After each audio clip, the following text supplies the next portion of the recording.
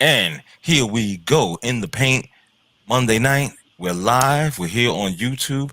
Thanks for joining us, people. We're going to run our show for, I approximate from 9 p.m. to about 10:30, 11 o'clock, whatever the case may be. But it might be a little earlier because yours truly, R. Jones, has to work in the morning. The man that created the show, Mr. Mark A. Cunningham, is here. He's also known as Max611. And of course, I'm your host / moderator. The name is R. Jones. Let's get into it. First of all, how you doing tonight, brother? Doing good. How you doing? Hey, I'm here. I got my San Fran. I like the hat. Thank you. You know what I'm saying? I don't hate the Giants. I don't hate them either. I hate the Dodgers, but I do like their colors. Okay. Dodger gear is fat gear. Okay. I'm glad you think that. Also joining me is my man David. What's up, brother Dave? How you doing tonight?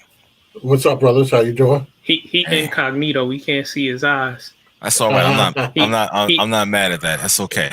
He doesn't want to be like Adam Gase. Oh, here we go.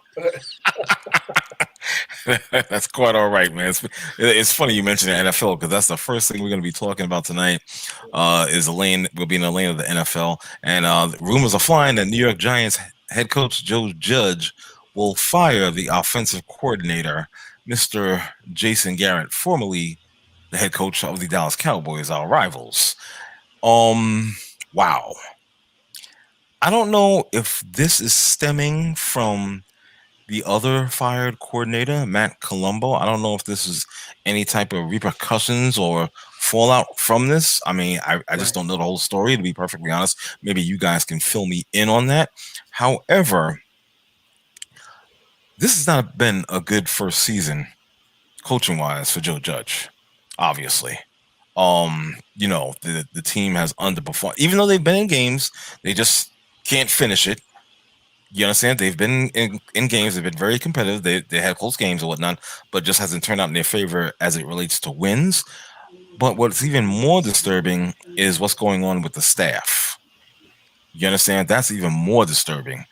I don't know. It seems like you just don't have total control of what's going on with your staff.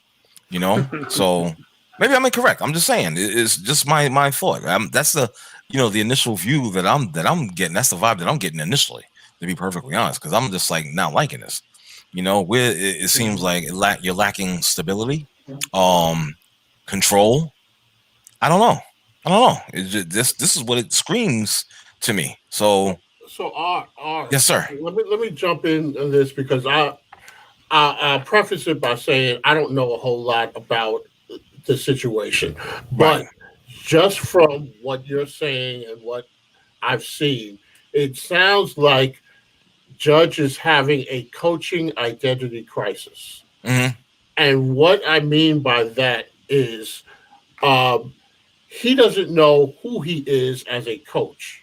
Okay. And he doesn't have the confidence enough to handle differences of opinions. Some coaches will just shut it down and say, "No, I'm the coach, I'm the head coach, and you're going to follow my system." Other guys work more from the advisement of their coordinators and are able to collaborate to bring about success. It doesn't seem like he has the confidence yet to know which kind of coach he wants to be. So with this guy last week, clearly there was something that happened. I mean, it's interesting that they won last week, and then they still got something to fight about. So it seems like there's some kind of identity issue going on there. And then they were off this week, and he fires another one. Right. So I don't know what is happening in Giant Land, but it seems like the coach doesn't know who he is yet as a coach. It doesn't have the confidence enough to be able to manage his coordinators, and he takes them more as a threat than he does as confident. And that's my opinion based on human nature, not on dealing with the Giants football team or coaching in general. It just seems like human nature wise, that's what it strikes me as, without knowing any other information. Gotcha.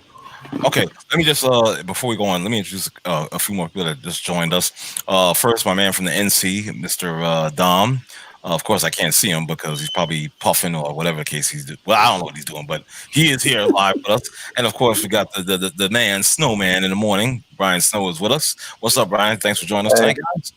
I need the laughs tonight because for those of you who don't know, it was hard for me to be on air this morning because wife and I were raising some rabbits over the course of the weekend. Wait, what?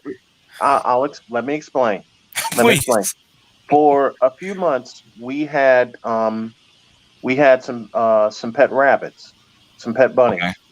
and we had a whole big idea of what we were going to do with them. I mean, wife would lean on me for ideas and advice, and then to find out Saturday morning that all of those ideas were ripped to shreds when someone busted in our bunny barn and stole the rabbits.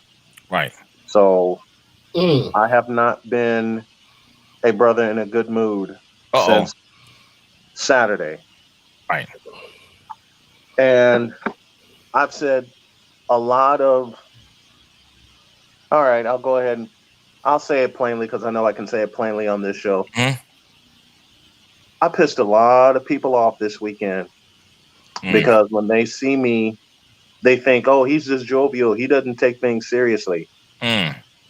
When it hurts my wife, it hurts me. Well, and of course. She cried most of the weekend. I'm telling you, I am not one to condone violence, so forgive me in advance for what I'm about to state. But had I found him, I'd have cut that sumbitch to shreds and not had a second thought about it. Hey, brother, I hear you. Hey, listen, let me before we get in more, we got some more people I want to introduce. My brother, the man, the Prophet Hollop is joining us. We are being blessed tonight. And also joining is the return of the bishop. Where were you at last week, boy? We got a full house going on here. Full house going on, man. Yeah, this is what happens when you ain't got to go to work. What's up, brother? What's up, man? Long time, man. Long time. I'm telling you. Or I'm usually asleep when this is on. Or this is what happens when you get lucky enough to work from home. Yes. Oh yeah. Exactly. That too. Exactly. You know what I mean? So so we're just talking, chopping up a little bit about the Giants with this this coaching situation. Not that Judge is going to get fired, but him quite possibly having issues with his coaching staff. First of all, it's Jason Garrett. Why are you surprised? Second of all, can we have Bill Parcells involved in any way? No, those are the Giants I know. I hear you, but no, that time is coming past. We don't need a remix. No, that's done. No, you can't do the Big Tuna remix. I understand that. No, absolutely not. But I again, understand that. but like I said, I'm thinking this guy, he can't even. And what I do agree with what David said, of course. But again, come on, man, take responsibility of your job. You're head coach. You are the man. You are the leader of this team. You understand? And what the hell is Adam Gase? Well, we're not gonna get into that yet. We'll get into him a little bit later, I'm sure. You understand? Hey, but Dom, let me hear what you got to say about this. I know you have probably a few opinions on this. Brother Dom? I thought you guys were going to do the basketball first. Did I mix up your notes? I mixed up your notes. And people got mad at me last week when I came on this show, dropped a couple of question bombs and left. Don't do that crap tonight. I'm gonna tell you right now. I got a howitzer. I got a howitzer. I'm gonna drop tonight, and the only reason I had to leave is because I got to get ready for my show tomorrow, and I have a doctor's appointment in the morning. Gotcha. So I'm gonna just go ahead and drop my howitzer now, knowing I have to.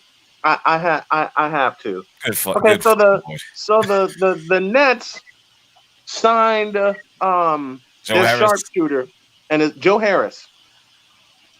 I have a 2-part howitzer. Oh God, it's killing me.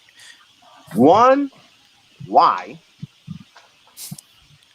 And two, why are you doing this when the winds are swirling around James Harden?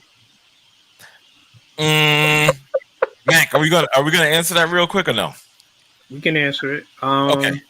Let's hear it, Mac. Yeah, go ahead. James Harden it will not go to the Nets, but they needed to re-sign Joe Harris. He's their small forward.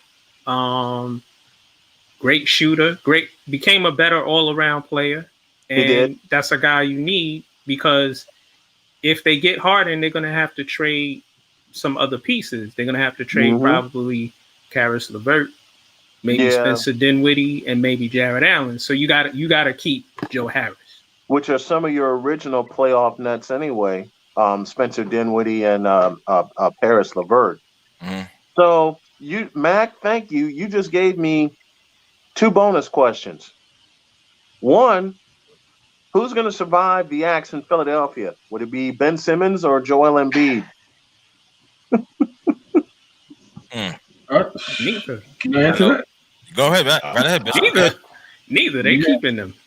Thank you. You said it the right way. The only way they'll get rid of Ben Simmons is if James Harden goes to Philly, which I think there's a much better likelihood. I feel that too. Of James Harden getting into Philly, because if he gets to Philly, then you can get rid of Ben Simmons. He's got two ends right now. Daryl Morey being one, and for some god-awful reason, Doc Rivers being the other. So I agree with you guys that we'll see James Harden more in Philadelphia. I think that was the plan all along. I still believe that's the plan all along. Then who gets the axe? Do they both get the as Max said? Do both get the axe? Ben Simmons got to go. Yeah, Ben Simmons should have never landed in Philadelphia. And I said that the year he got drafted, and the pushback was like, how can I describe this? The pushback was like Black Friday at Best Buy when I said that. But he's a good player, but he can't hit a jump shot to save. He's not a point guard. He's not. No, he's not. He's not a point guard. And to answer your first question, Joe Harris is like the New York Nets is JJ Redick. Okay. He's like an upgrade. He's like an upgrade of JJ Redick. And a younger version of JJ Redick. Yeah, for the Brooklyn Nets. Mm-hmm. A more accurate version. All right, I gotta go see Doc in the morning. But I wanted to drop by like I do each week and have fun with you guys. Y'all are great. Y'all are great. Appreciate it. Thanks a lot. Go ahead, Dom. Peace, brother. I think what he was alluding to, and even Bishop, I'm looking at my watch. I think a lot of ships have sailed. Training camp starts in 7 days. I think the luster and all the rumors are just about off the board. I'm guilty of it myself because I thought the Knicks would have a point guard by now. They do. Time is of the essence, and I learned something today that I don't know who the third team is. The Hornets, the Lakers, and one other team are the only 3 teams that don't have all their roster spots filled. Now, I'm not saying you can't make a trade or do whatever you want between now and the trade deadline, but as of right now, there's only 3 teams that don't have all their roster spots filled. So I'm to the point now where I'm thinking, as a Knicks fan, this is who we're going to war with, unless you could pull off something. And to Moody's question, I don't know if he was alluding to maybe that was a bad deal with Harris, but I'll tell you what, I bet the Knicks would take him. Because they still don't have perimeter shooting. They don't have a point guard or perimeter shooters. Austin Rivers. They signed Austin Rivers. And they re-signed Alfred Payton. Those are saw the text I sent you. Can I say one thing to that? Can I say one thing to that Austin Rivers? That Austin Rivers deal is like what they tried to sell us a few years ago when the Knicks got a Falu, Lopez, Derrick Williams. Y'all know Austin Rivers is a 9-point-a-night guy. I don't know where all this, grand scheme of things is coming from. He averages 9 points. That was his best year last year, 9.2. He's a journeyman. Night guy. He's a journeyman and he's a backup. We know what he is. Right. Right. My point is, guys, we're sort of doing like we've always done. We're getting fill-in pieces. We're not getting pieces that are going to take us to step B, C. We're doing this we're back to these one and done. Well, you Dom, bring a guy in for a year, and what do you expect? Well, Dom, I'm sorry.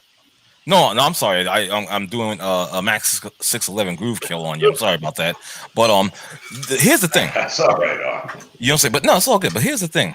Time is running out for this team, and I have to address you. I remember that I told you. I said the bullseye you put on your head. I gotta come for it. I'm a man of my word. I gotta come for you. I love you like a brother, but I gotta come for you. Yeah, time is running out. You got about 2 hours and 45 minutes before you get Russell Westbrook to take the reins at MSG, which is not going to happen. Again, I go back to my original stand. It won't change in regards to that team that resides at MSG, and it's simply this. I don't care who's running it. I don't care who's coaching it. I don't care who's even on the roster. Nothing will ever change. They will win in two ways: selling out tickets and selling out merchandising. That's it. That's it. Well, just go ahead, please. So, I mean, I have to listen to you because you host the show, and I know you're a consummate Knicks hater. I know you're a consummate Knicks hater. And I'm not going to mute myself either. Exactly. Yeah. Go ahead. I know you're a consummate Knicks hater, but with good reason. So the what they have done, I'll give them this. What they have done is they've cleared out a lot of cap space. They have these contracts that keep them like fluid. So, maybe they don't get, the big name, maybe they don't get, the 2 stars to come, but they're not strangled. They're not strangled like moving forward because the only big contract that they have on the books is Julius Randle. Mm-hmm. Everybody else is Who's coming? Who's coming? Even with all that money cleared in cap space, who's coming? What major impact player is coming? Who? Hey, can I just say one thing to what Bishop's saying? Go ahead. Last year, the Knicks had the second lowest payroll in the NBA. The second lowest. Right. And we're going to sit and say we got all these 3-5 year plans down the road. Still, right now, as of this moment, the Knicks have $20 million. They're capped, not the luxury tax. They're capped. So what is that doing for us going forward? Do you get 20 times 2, $40 million extra dollars next year towards your cap? No, you're not. So again, we're getting all of these fill-ins that are going to be here for a year, and then the wheels on the bus go round and round. We've seen this movie. It may have been a different regime, and you guys know I was high on these guys. But it seems like we're doing the wheels on the bus again. Every year, there was only one team that spent less money than us last year. One. That's it. Mm-hmm. And we're still saying we got cap space. And then come January, February, we'll be back to that. Oh, you know what? I heard this stud is in Little Rock, Arkansas. We'll get him. How has that worked out for us, guys? We've had lottery picks for 5 years, couldn't acquire 1 point guard in 5 years. Thank you. Which is disgusting. Really? Which is disgusting. Well, they just got the kid from Kentucky. He's not a point guard. He's not a point guard from Kentucky. Can I ask a really silly? Can I ask a really silly question? Go ahead. Are we talking about the Knicks? Yes, we are, sir. Yes, we are. Why? Come on, boy. Come on. Because the world revolves around New York. Well, it doesn't matter about what the other teams are. 17 wins, 2 seasons in a row. That's what we're talking about. New York Knicks. Can y'all hear me? But why? Yeah. I can hear you, Dom. I get Dom from Cali. I can hear you too. Sorry, Wahala. Right. Yeah. Are we still deluding ourselves into thinking that this team wants to win? Thank you. We still are. There's 30 teams in the league. I get tired of hearing about New York too, man. But you got New Yorkers on this I'm a New York Knicks fan, so I know that. I'm a New Yorker, and I'm sentimentally a Knicks fan. Ugh. I am, man. That I was a Knicks fan all my life. Okay. But fuck the Knicks. Right. And fuck, in particular, the Knicks owner. Right. Yep. Because this is a done deal as far like Johnny Mathis should come on singing that. What's that? Too much, too little, too late. Like it's over. It's over. It's nothing. Done, like the Knicks are not trying to win nothing, except they're only there to try to take advantage of the few people who still have that sentimental attachment to being Knicks fans. There you go. You understand? And I'm out of this abusive relationship. Thank you. Our brother says nobody wants to take their money. Thank you, Carl Bristol. What does that tell you? Nobody wants to take their money. What does that tell you? And let me say, if Kevin Durant didn't want to come to New York when he was a free agent, Kevin Durant. No, superstar. No, when he said they're not cool anymore, that explains it all. They're not cool anymore. He knows. No superstar wants to come to New York. And why? Which is embarrassing. And why? We can go back to every big free agent who's been a free agent when it was their turn. They might have used the Knicks and had the Knicks in their mouth. Right. But they weren't serious about coming. Why? And why don't they want to come to New York? Why? The Knicks aren't about winning. Not just about winning. It's also the culture stemming from Guitar Jimmy. There's 30 teams in the league, right? There's 30 teams in the league. Okay. Honestly, if you think about the 30 teams in the league, how many teams are serious about winning out of the 30 teams that's in the league? A few of them. You may have 5 of them that are serious about winning. The big market. Everybody else is just putting the product out there for entertainment purposes. Out of the 30 teams in the league. But wait, I don't understand what the point is with saying that. The point that I'm saying, you made the point about the Knicks are not interested in winning, and I'm making a point to say that there's 30 teams in the league, and out of the 30 teams in the league, there's only about 5 of them that are serious about winning. So I don't know if I agree with that. But wait, all right. Let's say we accept that. About winning. What other teams are serious about winning that you say are title contenders? But you saying your argument is that the Knicks is like every other losing organization? Pretty much, because at the end of the day, guess what? At the end of the day, guess what? There's only 2 teams that play for a championship. So why support them? There's only 2 teams that play for a championship. But if your argument is that they're a loser like all the other franchises, then why are we supporting them? Why support any of the teams? Why support any of the 28 other teams? You're actually strengthening my point. I don't know if you realize it. No, I'm saying why root for any other 28 other teams, because they all, based on what you're saying and based on what I'm saying, we pretty much saying the same thing.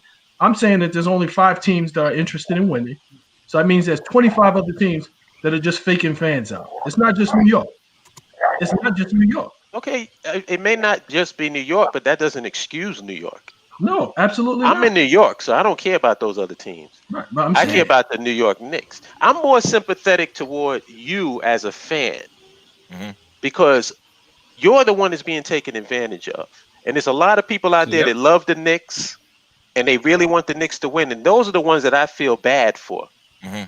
Well, then they deluded themselves, because you can look at the roster and you can, if you know basketball, so I watch basketball. If you know basketball, you can look at that roster and see that roster is only built to get through the first round of the playoffs and get spanked in the second round. That's the Knicks?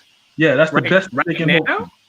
That's the best that they can hope for. If the young players play how they're supposed to play, and they win the games that they're supposed to win, they'll finish at about 500. They'll get that 7th, 8th seed. They'll get that 7th, 8th seed.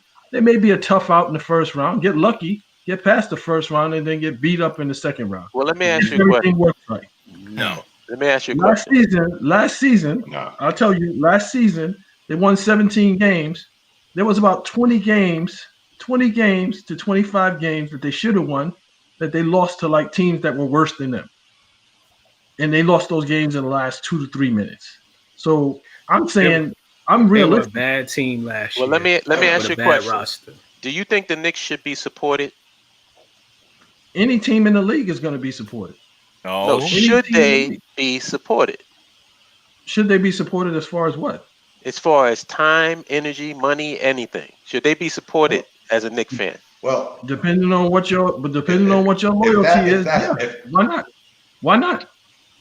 If that's the case, to the young man's point, but to the young man's point, if his point is correct, and I've said this for years, the NBA shouldn't be supported because it's a watered down league that's getting weaker by the moment. Explain to me how the Lakers could win the championship after not being in the playoffs for 6 years. They won the championship this week and got better over the weekend.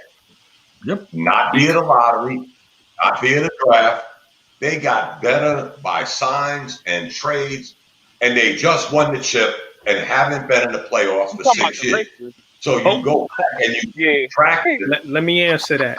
Let me answer that. That's because their organization has historically been a winning organization who always gets the best players, and they always do get the best player. No, and it's a big market. Hold on, guys. Let's not try to. But the point I'm trying, the only point I'm trying to make is they was in the same boat as the Knicks 5 minutes ago. We're not going historical. Let's not do that because the past is the past. But they was in the same boat as the Knicks. They hadn't made the playoffs. But Dom, what did they do? Years. What did they do? They went and got LeBron, one of the best players in the league, right? Hold on, let me finish. Even that, right? Go ahead, Mark. They went and got AD, top 5 player, right? Okay. Right, and they made some other moves, and then like you just said, this week they went and got Montrezl Harrell, one of the best 6-man, up and coming young player. They're trying to win. That's why we can't use their resources. We can't really ignore history because the Knicks ain't trying to. As a matter of fact, I say they're trying to lose. Right. I was trying to figure out what point he was getting at. Can I say this? Let me just say this because I agree with what Halep is saying because there's a difference between a losing record and a losing culture. And so if you take the Lakers from a few years ago, their record was not indicative of what their culture was. They just ran into hard times like teams do. It comes around in cycles. The problem is that the Knicks come around like Haley's Comet. And so you're going to have the better players wanting to go to a team like the Lakers because the culture has always been about winning, whether it translates to their record or not. They know that they are going to fix whatever it is that is not working. The Knicks, on the other hand, do not fix. They do some patchwork, but there's leaks all over the place. And anybody who is interested in winning is not going to want to spend the better part of their prime in a losing culture. So that's why you're not going to get New York as being that attractive market for a free agent and big name players because they don't believe in the system and the culture that has existed for the past 20 years or so. Yo, how many other teams can you say that same thing about? How many other teams in the league can you say that same thing about, that they don't have a winning culture, they're not a preferred destination for superstars, they don't have that market, they don't have that history? How many other teams? About 25 other teams in the league. I don't see it that way. I see teams that they don't have the record or the championships to show. There are only a few elite teams historically in the NBA. But the Knicks, to Holland's point, it seems like they work counterproductive, to the idea of winning. Winning is not their interest because they fill the garden. As a matter of fact, Okay, and good. I want to ask R and Yes, Mac sir. this. Yes, What's sir. the best way for you to get traded from the Knicks? Playing well. Playing well, or I'm going to go back to the Knicks history. After Walt Frazier and those guys won the championships, Knick ownership has been bad. Before Dolan and with Dolan, they've all been bad, and they've all used the Knicks just to make money. The New York tax write-offs. That's what I call them. Right. And what the Knicks do though is they'll get a big name, whether that big name is a coach, whether that big name is a front office person, whether it's players. They get big names, or they get names. They just get names. And I'm on Twitter, and I see outside of you guys, I see everybody rallied up. Oh, we getting this one, we getting that one, and we got him, and da yada yada yada. And I'm sitting there going, it's not gonna work. Yeah, the usual. If only we can get. If only we can get. If only we can get. If only we can get. Oh wait, if only we can get. This is an abusive relationship, man. It is. Yeah, Listen, and if the thing is we're gonna support you no matter what, right? Then we deserve every fucking thing that we get. There you go. We should be satisfied with what the Knicks has given us. And holler up with that. Let me just hold on for a second. I don't want you guys to be talking over each other. I know we got my brother Dom, not you, Dom from NC. But we got Dom, formerly of the Shy, now resides in Cali. What's up, brother? How you doing tonight? I see you was trying to get in a little bit, so I'm trying to clear the space for you a little bit. Yeah, I was just listening, but yeah, what's up? And I'm just agreeing with. I've been agreeing with Holla, but this is before he even mention this. I've been saying this to myself. It's like, if you see the team don't want to freaking win, I mean, why have this little blind loyalty and keep on talking about next year and what about this? And I don't get that. It's like, I let Chicago go, the Bulls. I let that shit go once Jordan left. Then I saw they was just trying to win. I was like, all right, cool. I'm going to start supporting the team, Once Derrick Rose messed up his career, well, he didn't mess up his career, but he got injured. I was like, all right, cool. It's over with. I don't even speak on the Bulls because I know what's going to happen.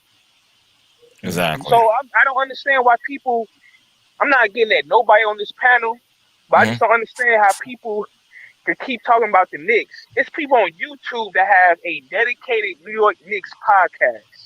It's a few of them. It's a few of them. It's a waste of time and energy. You could be doing something else. Right. That's true. If you Dom, they hours long. Dom, they have a podcast where they break down just about every Knick play, and they call it Knicks Film School, and I laugh at those two. Oh my God! Whatever. 3 hours. That's sad. Waste of time. Yeah, that is sad. Yeah, but, to Hollop's point, he makes a great analogy, and the saddest part of his analogy is, I always say this: if you take anybody that was born on or after the year 2000, they're actually the ones that are feeding more into this garbage than the older guys that are fans. I'm a fan. I'm always going to be a Knicks fan. It's just that simple. But you got these younger social media age lunatics that feed into this. It's okay to lose. We'll be in the lottery. But they never put thinking caps on and say, we've been in the lottery for 6 years. Right. And we haven't gotten no better. That's the part that Hollop is making that reigns in my head, because too many of these young guys, and you'll see it come January, February, you'll hear people talking, oh man, it wouldn't be that bad if we got this guy in the lottery, that guy in the lottery, and haven't caught themselves saying, I said this for the last 6 years. Sooner or later, your age and your maturity has to catch up with your thoughts. And you say, man, this is getting a little bizarre that I'm saying the same thing every year around the same time of year, like me, guys. Come January, February, I'll be talking about the Yankees. Yeah. Because it'll be spring training, and I know the Knicks ain't in the playoff hunt, and it's like the wheels on the bus go round and round. So one of the things that so I don't care where I am. I don't care what team is winning championships, whatever. I'm a Knicks fan, win, lose, or draw. So we'll put that out there. Number two, outside of the final four teams, outside of the teams that make it to the semifinals and the finals, the other 26 teams the other teams mean nothing.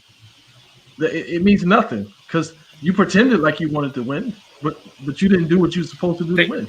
It's not even pretending. They have a script. James Dolan, the owner, and his family. The script is we gonna keep these seats filled, so we gonna get a name.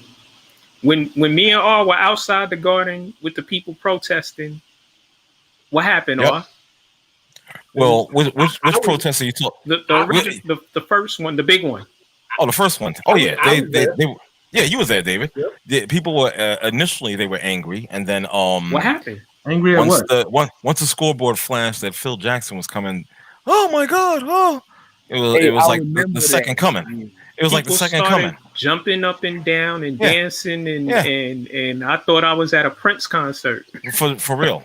And that's how bad it was. Can I just say something? Oh, go ahead, Don. Go ahead. Yeah, I just want to say we also got to keep in mind that New York is one of the biggest tourist cities in the United States of America, and that's another reason why the Knicks is going to be what they are. Is because if you got people from Germany, France, Africa, Japan coming, they don't even care about the Knicks winning. They just want to go there and get that American experience. That's all. Because last time I checked and heard, a lot of the people from New York City don't go to the games. So who's filling in? We can't afford them. Yep. Who's buying these tickets? Because the Garden be packed, and I'm like, damn. Corporations buy them, and like you just said, tourists. But still, the diehard fans watch on TV. I just want to say something that I want Bishop to understand. I know exactly where he's coming from because just like him, I don't like fair weather fans. Mm-hmm. If I'm a fan of a team, I'm loyal. So I understand where he's coming from. But see, this is the deal breaker for me. You can say that the Giants don't have a winning team, but you can't say that the Giants are a losing organization. Right. You can't say, like, there's plenty of teams, like, look at the Patriots. The Patriots are not good like they were before, but are they a historically losing organization? You know that they're trying to win. The problem that I have with the Knicks is that they have an owner who has let you know that I am not, if my team is on the verge of being a winning team, I'm going to break them up. I'm getting rid of people. I'm not trying to win. So then it becomes, by supporting them, it becomes counterproductive. It's not like you're abandoning, like this blind loyalty I don't agree with. I'm always going to have a sentimental attachment to the Knicks because I'm a fan of the Knicks. But I'm not going to let you abuse me. Right. And if you show me that you're trying to win, if you're supposed to be my team, why are you not trying to win for me? I'm supporting you. I'm putting money into you. I'm going to the games. I'm purchasing your merchandise. And then you just telling me, well, I'm not going to even fucking try to win. In a big city like New York? Right. When did we win a championship? The 70s? Well, who's championships for? Are championships for organizations or championships for fans? For the fans. Right. So how the fans gonna get a win if the organization ain't trying to win? Right. That's my point. Like, listen, I'm not gonna make fun of anybody because they're a Knicks fan, because I'm a Knicks fan. I'm from New York, I'm a Knicks fan. I tell everybody that. But I ain't gonna let you abuse me. I'm not gonna sit up here and support you no matter what. No, fuck you. Fuck Dolan, until y'all motherfuckers show us that you are trying to actually win. Right. And holla, if the fans who were at the protest, if they were smart and if they were keeping it a buck, they would have said, okay, you got Phil Jackson. We still not coming to games anymore. We still not buying, The real fans need to protest their ass. Don't go to these games. Don't support them until they start showing that they want to provide a winning team. This is the bottom line. I got in a discussion with a guy last year who was a Knicks fan, and he said I made the fan base look bad because I'll tell you why they're bad. I'll tell you if the team is bad. I'll tell you if the players are bad and the coaching is bad. I'm not going to whitewash anything. And he said, well, is that what you tell kids when you coaching them? Yes. If you bad, you bad. And I'm going to tell you how to get better. So we've got to delude ourselves? That's what he's saying? Yes. No. And there's a bunch of them like that. I'm going to pretend that you ain't trying to win? Nah, you can be a Knicks fan, but not delude yourself into thinking that they're better than who they are. So when I made the comments that I made, I said I was a Knicks fan, and then I prefaced that with, here's the best case scenario for the Knicks. So I never delude myself into thinking that they're a winning organization at this point. I already know, looking at that roster, looking at the league, looking at the division that they're in, I already know where they're going to wind up. That's why I'm saying I could look at the 30 teams that are in the league, and out of the 30 teams, there's only 4 or 5 of them that actually made moves that are indicative of them wanting to win. There's only 4 or 5 teams in the 30-team league that made moves. So, again, the other 25 teams are faking their fans out because they didn't do anything different. But I don't care about them. I really don't care. Like, that point is lost on me because I don't care what the other 24 or 5 teams. All I care about is what the Knicks are doing. Right. Just like Dom is from Chicago, so he cares about how Chicago is doing, even though right now they're bad. And they might lose Levine. Right. And they've been bad since Mike and Pippen and the rest and Phil and the rest of them left. And let me just make this point. Good for a minute. Go ahead. Let me just make this point. I don't want to interrupt you, but if the Knicks was just a losing team, we wouldn't even be having this discussion. Like, there's plenty of times where your team is going to be a losing team and they're not going to go to the playoffs or whatever, and you stick with your team because the team is trying to win. They're going to get players. They're going to trade. This is the stuff that you go through as a fan. So your teammate's not going to win every year. They're not going to have a winning record every year. That doesn't mean you abandon them.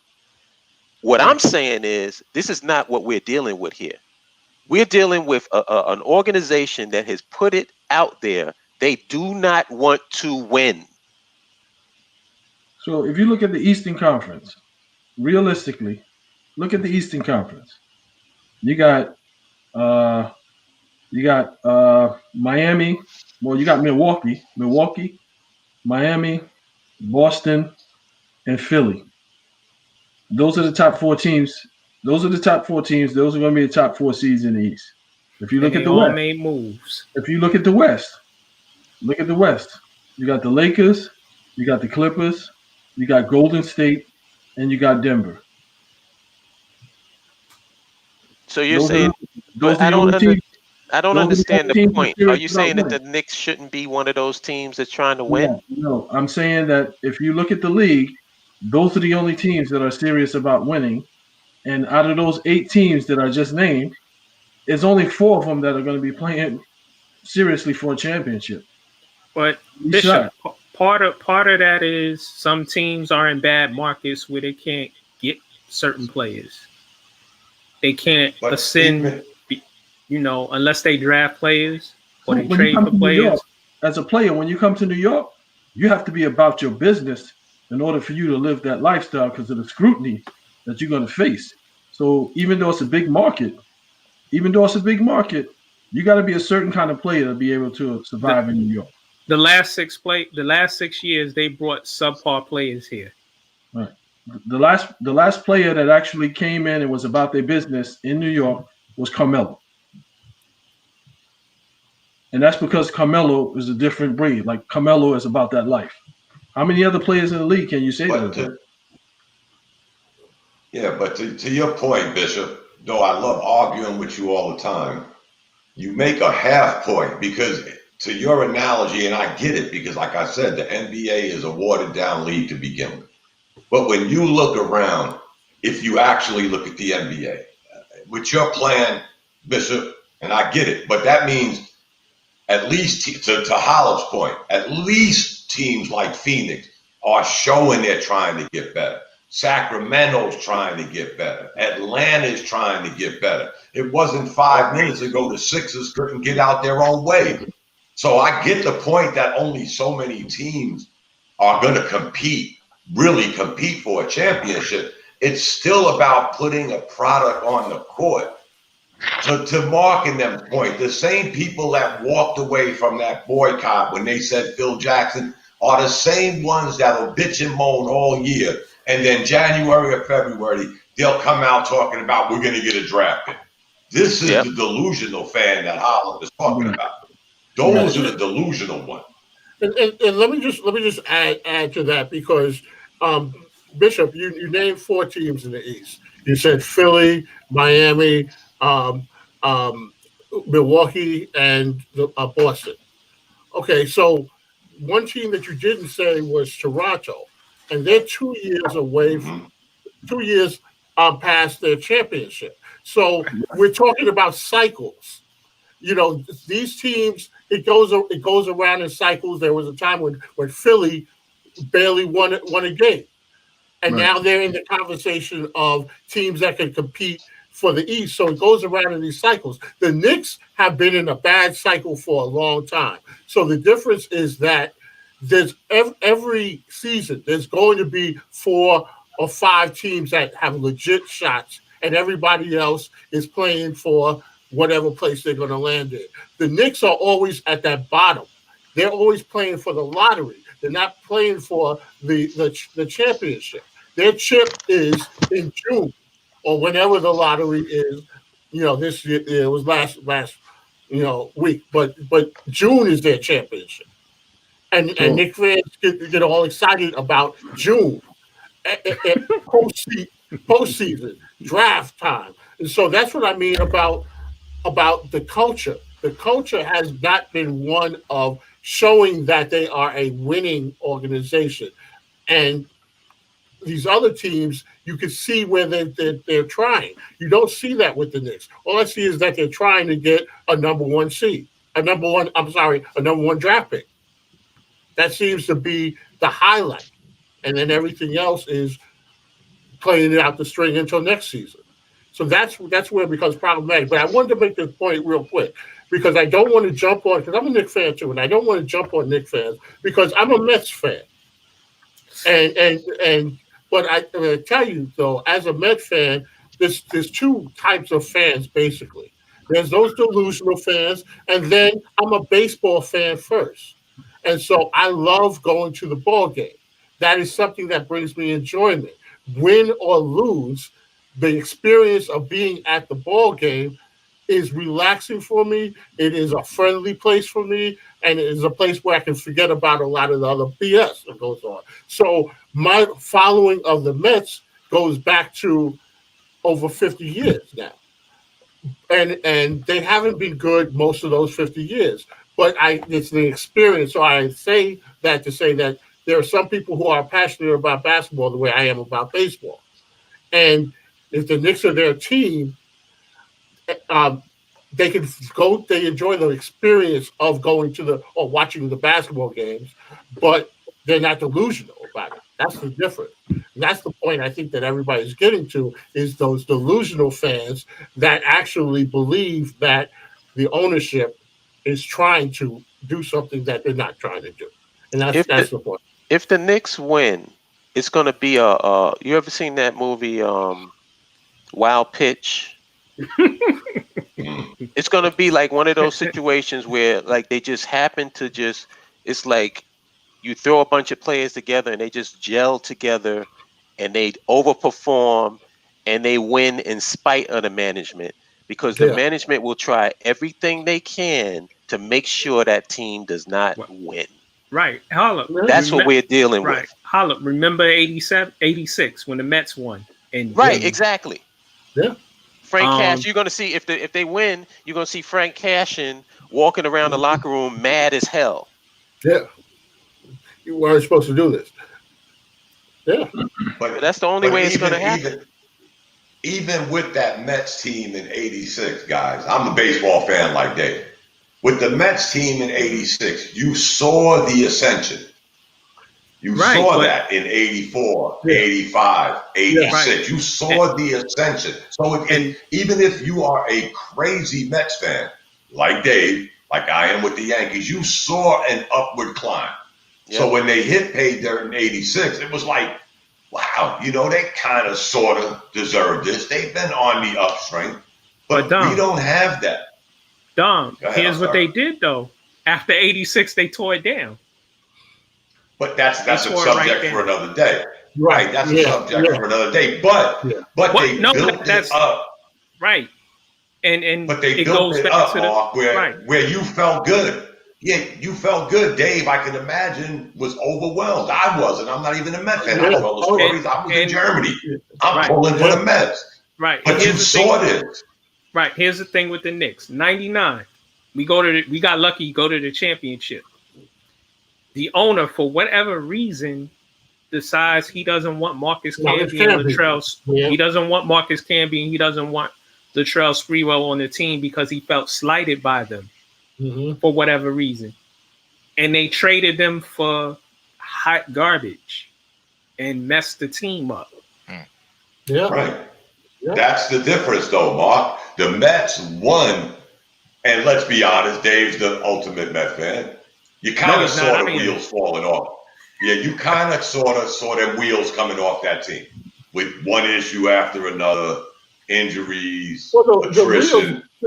Don, to your point, the wheels came off the night that they won. Right. Because Doc Gooden decided that he was going to go skiing instead of, resting up and miss the parade. I was at that parade. Everybody was there like, where's Doc? Right. And then you hear the stories afterwards. And then, of course, you had, different pieces, interchanging the Kevin McReynolds experiment. And then ultimately. Experiment. Yeah. That was just a dumb move. Yeah, exactly. And then so 87 were the injuries. 88 they came back. They should have beat the Dodgers, but all Hershiser was unbeatable. And see now that was again going to what Dave's saying. You saw the ascension and the decline, but you saw it in a 5-year period. It's not like they fell off the map after winning the World Series or the 2 years before the World Series. They was competitive. Right. They won, they slipped, they fell, they went to the National League Championship. You don't see that with the Knicks, guys. Come on, I'm old enough to remember the last time the Knicks won the damn championship. Thank God. Let's go back to the Knicks sort of history.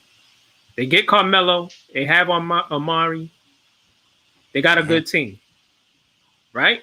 Yep. Amari, a decent team. They should have never signed Amari because of Amari's knees, which, that is what it is. But while he was here, he was good. Phil Jackson comes in, he gets rid of a good coach. He gets rid of he tears it down around Carmelo. Yeah. Because Carmelo is playing with Travis Weir. Y'all don't even know who Travis Weir is, do you? He ain't even in the league anymore. I know. Travis is where? Not in the league. Not in the league. But he had a GM who was about winning and putting pieces together in Walsh. Yep. Walsh was like, yo, you're not going to let me run this the way I want to run it because I'm going to run it in a way that's going to be productive. So he left. Yep. And then they bring in Phil and Done. And Phil tore it down. So he set us back 5 to 10 years. Right. We're still reeling off the ramifications of him. For sure. Yeah. I don't think that the Knicks situation is a case of fair weather fans. Like I think the fans have a legitimate beef with the Knicks organization. It's not like how many Steeler fans are there now? You got a lot of New York Steeler fans. Now all of a sudden Steeler fans coming out the fucking woodwork because they 10-0. I'm not. I don't think this is one of those situations. I think the Knicks have a legitimate gripe and a legitimate beef with the Knicks organization. Right. I agree. Real fans. Real fans do. Real fans want Dolan out of here. Yeah, but again, when fans are like, yeah, get rid of ownership, the ownership should do this. Again, like these are billionaires. Like, you think they care about the fans? No. No, they don't. They don't. But it's the same way as a Mets fan, we wanted the Wilpons out of there. We finally got them to sell. Whether it was our push or not, I don't care. They're not there anymore. So that's been the gripe for Mets fans for many years. Right. Well, it was probably an advantage to them at that particular point to sell because they're not making the money that they thought that they would be making. The pandemic, whatever the situation is. I guess their mess goes back to Bernie Madoff. That was their decision. The Garden is a cash cow for them. It's and that's why they will never sell. That's why they will never sell. No. Well, then so it's they will never ever get my support. There you go. Right. It's about choices. We all have choices. Yeah. It's like I watch the games. Like I watch good basketball and I watch bad basketball. I'm a basketball fan. I watch the bad basketball to see what doesn't work, and I watch the good basketball because I just want to see good basketball. So I learned basketball because I love basketball, and I don't watch the Knicks when they're bad.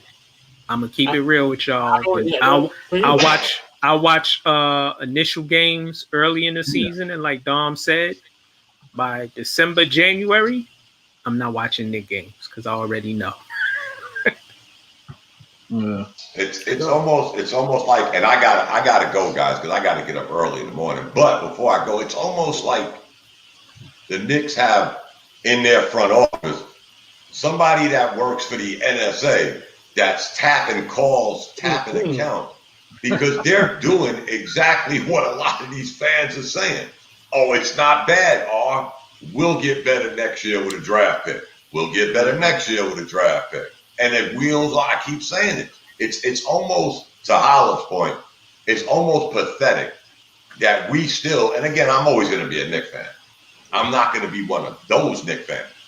I expect something. And you know what? I'm old enough now where, you know what, if I don't get it, again, February comes around, the Yankees are going to keep me interested until September, October. That's even after the NBA draft. So until the Knicks realize like they have to get a point guard, no matter what we're all talking about tonight, my only issue is how did the Atlanta Hawks end up after the weekend with two bona fide point guards and we don't have one? I just don't get that. We could talk all this schematics all night long. My only issue for the last 6 years was getting a point guard. The Atlanta Hawks, who couldn't get out their way for years, walked away this weekend with 2 point guards. I have the answer to that question. So do I. I got an answer to that too, Howard. Go back to square one. Go back to square one. Who's the point guard? Where this whole dialogue started. Go back to square one. That's your answer. Go back to square one. They signed Rondo and they got Trey Young. No, I'm saying, and they got done, so they really have 3. Yeah, and they got done. So out of those 2 guys, they got Rondo and they got Dunn.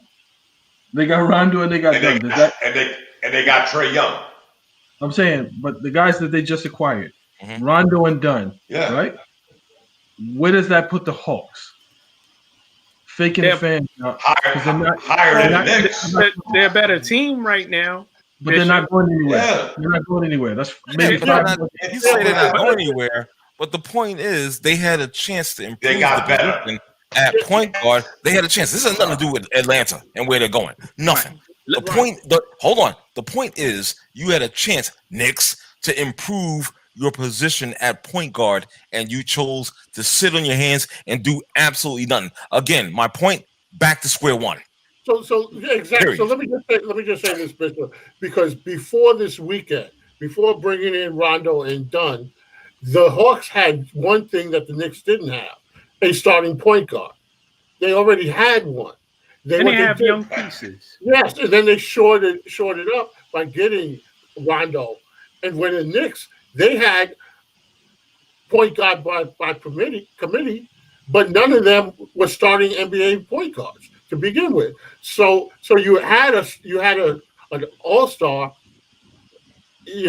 Trey Young, a legit point guard, and then you bring in Rondo on top of that, where the Knicks, they have one need, as Dom said, for the past 5-6 years, and they keep bringing in these wannabe point guards, and none of them can play. So wherever the Hawks wind up, the point is, though, they took what they had and then they built upon it, rather than the Knicks, who are always operating from a deficit and then seem like they're trying to fill holes, and missing the big craters. No, there's no. Listen, this is real simple. They do not want to win as an organization. There's no mystery about this. There's no mistakes going on. They don't want to win. Very few people grasp that reality, what we have been saying for years, me in particular. Okay. I mean, it's just the same fucking song with them. There's no difference. You can't stop trying to just like see pancakes when they're really shit. You understand what I'm saying? I mean, my fucking God. Come on, knock it off. You're deluding yourself. It's a shit product. It's a shit product. Period. I'm saying, who's saying that on this call? Nobody's saying that on this call. Well, I'm saying it for those that might be watching this. You know what I'm saying? Listening. Yeah. Well, you know what I'm saying? Those are Twitter. I might be able to shake them out of their slumber. You know what I'm saying? Because they're so comatose in their thinking. I'm like, what the fuck is wrong with you? So I just have to say this. Dom just left. But he'll see this on the replay. But it is 10:00, and Mac is still with us. No Best Buy, Starbucks run. Yeah. Congratulations. Yeah, that's true. Don't jinx me, man. Because a minute later, you live like right around the corner from me, so I might catch you on Jamaica Ave. Don't do that. Okay. But I got an Ethernet cord for you. Oh shit! I got a 50-foot one. That's the running joke from your neighbor's crib to yours. Like I said, that's the running joke right there. Another year, you're right. I tell you, we were right there on the level. You're gonna jinx me. Wow. Yeah, probably. I said to him before the show started, I said, listen, I know it's inevitable. I said, I know I'm gonna get ready for it, and it hasn't failed. I'm very proud of you at this point. To this point, should I say? Yeah, I love you guys. I just wanted to love you too. I just wanted to acknowledge it, brother. For sure. We see you literally. So is it pattern? Holla. Bishop, I see you about to say something. Holla. You have no idea. This is like the. I'm sorry, Bishop. This is like. You want me to say something? No, I don't want to say that. Nah. Check it out. Holla. Check this out, bro. I made a joke the last broadcast about, that. Remember the show Martin? Okay. Remember the show Martin? Yep. Now the longest running joke on Martin was Tommy ain't got no job. Okay. This thing with Mac and his Wi-Fi issues rival that. No, literally. I'm not even joking.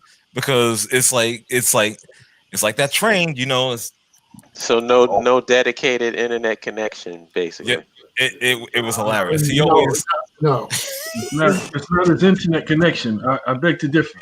What is it's not his internet connection? It's his equipment. It's his equipment. I've never heard of a cell phone alerting you that it's overheating. So it's on that level. So far he's been doing pretty good. No stills of him. You know what I'm saying? Like that static. None of that stuff. He's doing well. He's doing props. I gotta clap. Yeah, props. AOL called. They want their DSL. You guys are silly. I swear. Hilarious. I know where you live. I know where you live. Now, can I get back? Wait a minute. Can we get off this basketball stuff for a second? Man? Can I get back to the NFL before that guy ruined my show? You let him. Yeah, I know I did. That's all right. I did let him. That's my fault. But talking about the Giants and Joe Judge and his lack of control over his coaching staff. You know, I called this guy vagina last time, which he is, because he wasn't nice with his hands when his fight with his ex offensive lineman coach Mark Colombo, and now he can't take control of his coaching staff. You know, I mean, I don't say this. Go ahead. Jason Garrett is from the Cowboys. So is the offensive line coach who was with Jason Garrett. And I believe that Jason Garrett was forced on Joe Judge. They sort of said, listen, we want him to come in as an offensive coordinator. So, and Joe Judge is trying to run the team like Bill Belichick, you know, because he's a former Patriot assistant coach. Mm-hmm. He needs to just be Joe Judge and not be Bill Belichick. Be yourself. That's that identity piece that I was talking about. Right. Yeah. Yeah. You know, so I'm just like, I don't know. I just don't think the guy is right for the job. I'm sorry. Even if the Giants are playing hard and trying to be competitive and being close in games or whatnot, see, stuff like this bothers me. You know what I'm saying? It's little shit like this that bothers me because to me, it gives the impression that you're not all together.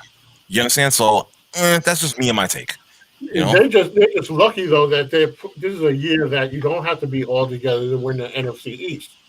Right. It's still a game, half a game out of first. Yeah. I mean, and that's the pathetic thing about it. Exactly. You know, you could fire two coaches in the middle of the season and still possibly walk away with the NFC East. This is why I have a problem with that.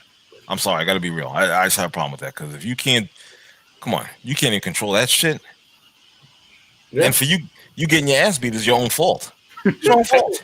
We talk about fights and stuff like that. Yeah. We're not even talking about players. Yeah, exactly. It's your own fault. We talk about the leadership. Yeah, I love it. Carl Bristol, he's hilarious. Joe Judge equals Josh McDaniels, coach from Barstool Sports. Okay. Yo, they rank offensively in the bottom 5 in every category. In some categories, dead last. Yeah. Consistency. Yeah. But in a bad way. Gotcha. You know? Yeah. The defense is mediocre. They rank in somewhere in the middle. Okay. Like 15th. Right. So who lasts in longer? Most categories. Who's going to last longer, Judge or Gase? Probably Judge. Because he's already saved Dave Gettleman's job. His job is saved. You understand? Because of those 2 wins? Yeah, pretty much in that whack-ass 3 division. wins. 3 wins. Because of that whack-ass division, that's one. You know what I'm saying? And the fact that they have been close in games. Let's just keep it real. You know what I'm saying? They play hard for the guy. So more than likely that's gonna equate to this guy getting his job saved and whatnot. Unless he steps down because of medical reasons. You know? Yeah.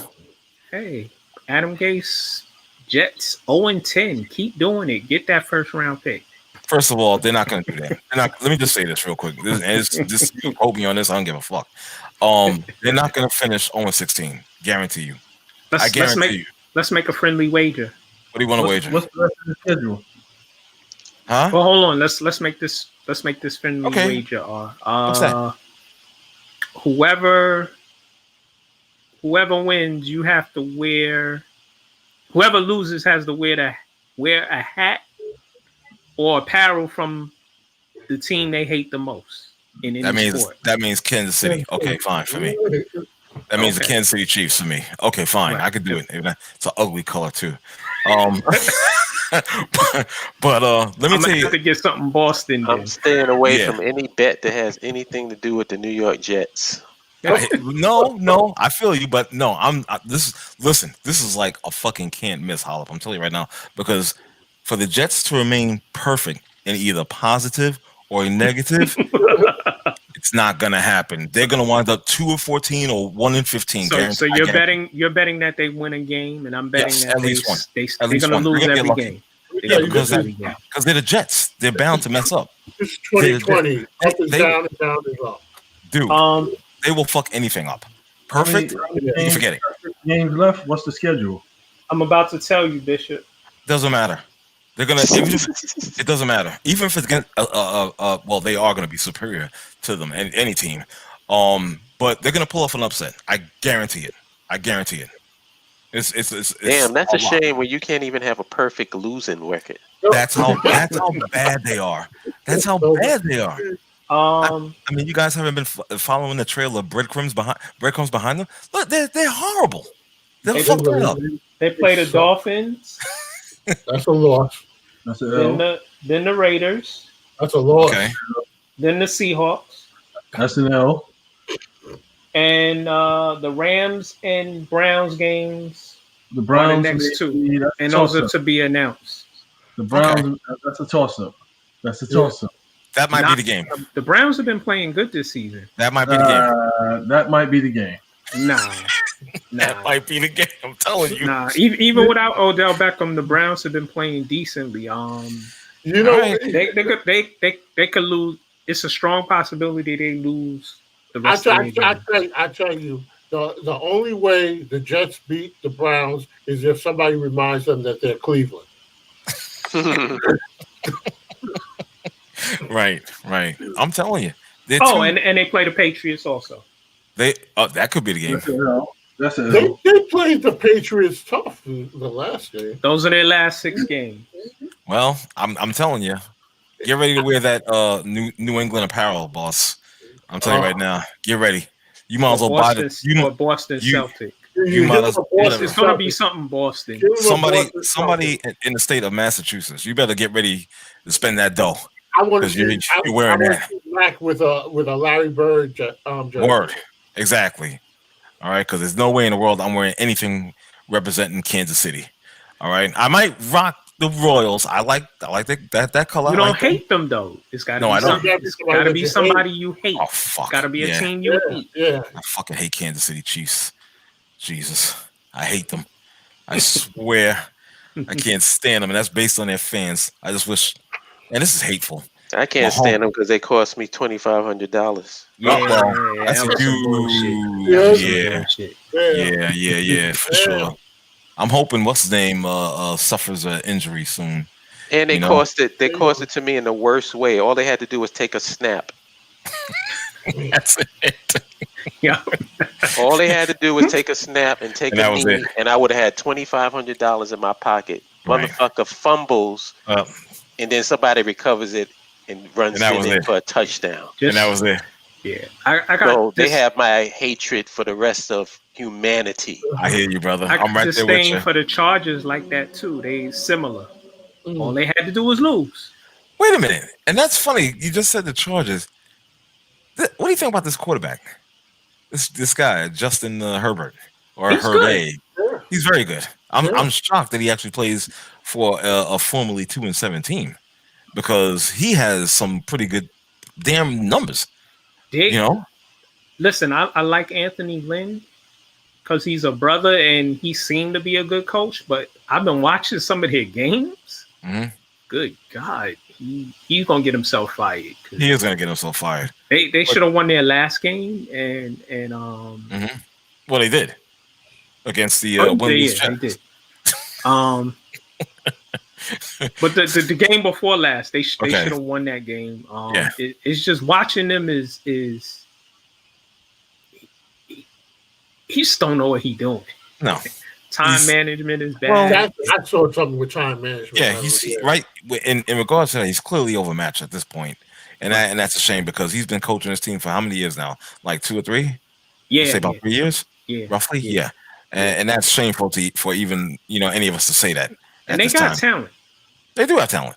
But I like this kid. I do like this kid. He's doing his thing. He's putting up some very, very good numbers with the team being in the position that they're in. You know what I'm saying? So yeah. So what about Matt Patricia in Detroit? Why is he still coaching? Well, I hate to sound like this. Say it. Say it. Who was the coach before Matt Patricia? My man from the Bengals from the Jim Caldwell, right? Jim Caldwell from the Colts. Okay, well, there you have it. One of these things is not like the other.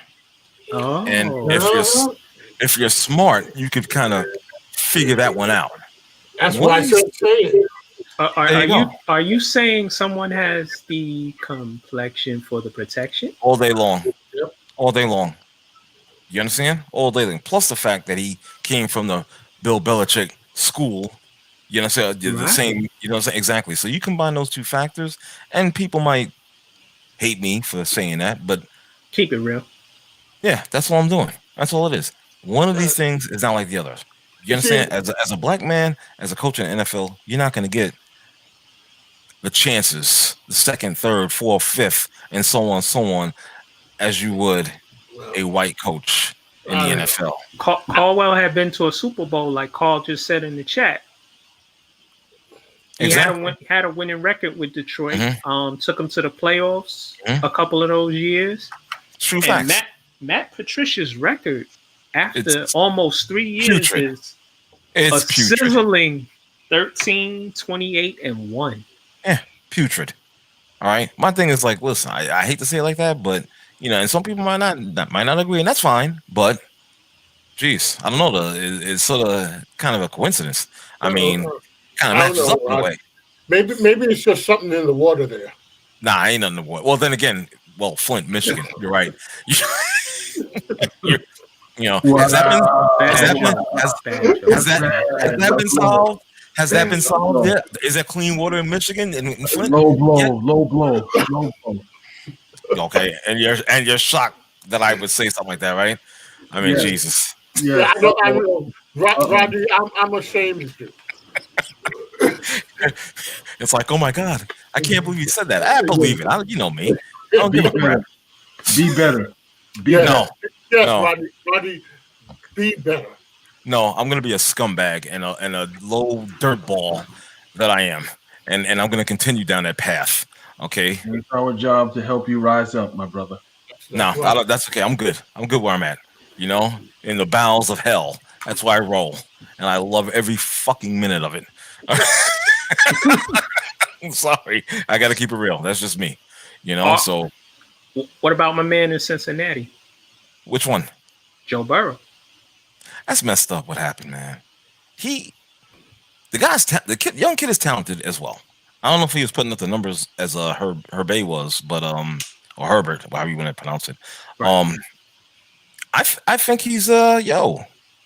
I think the guy's talented or whatnot.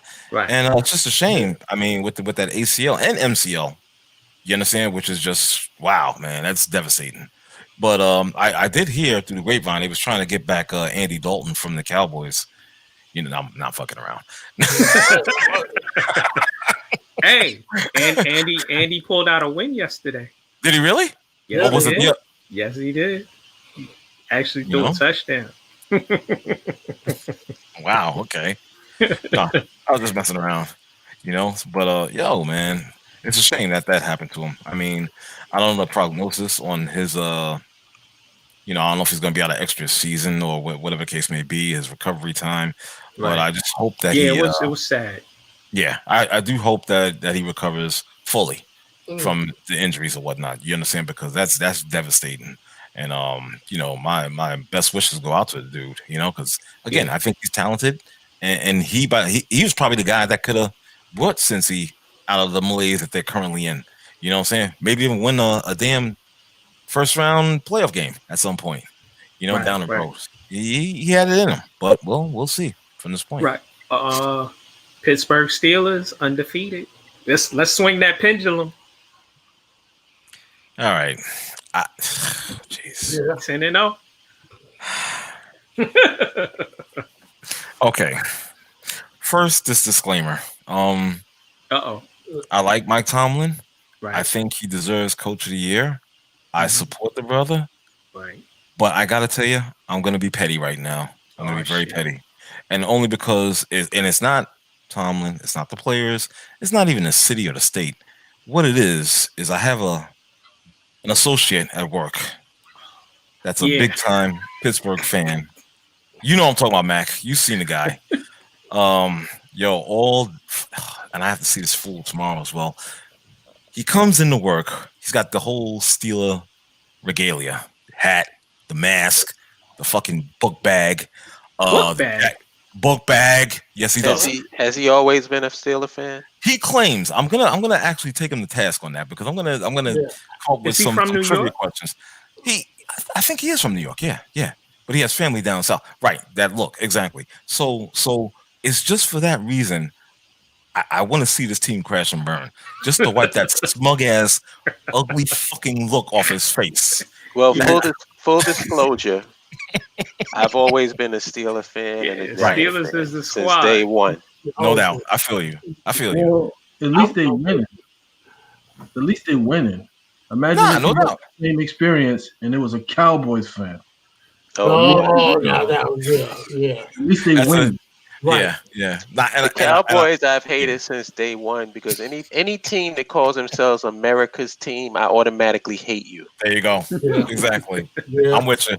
I want you to get your American ass whipped every game. And then losing. There you go.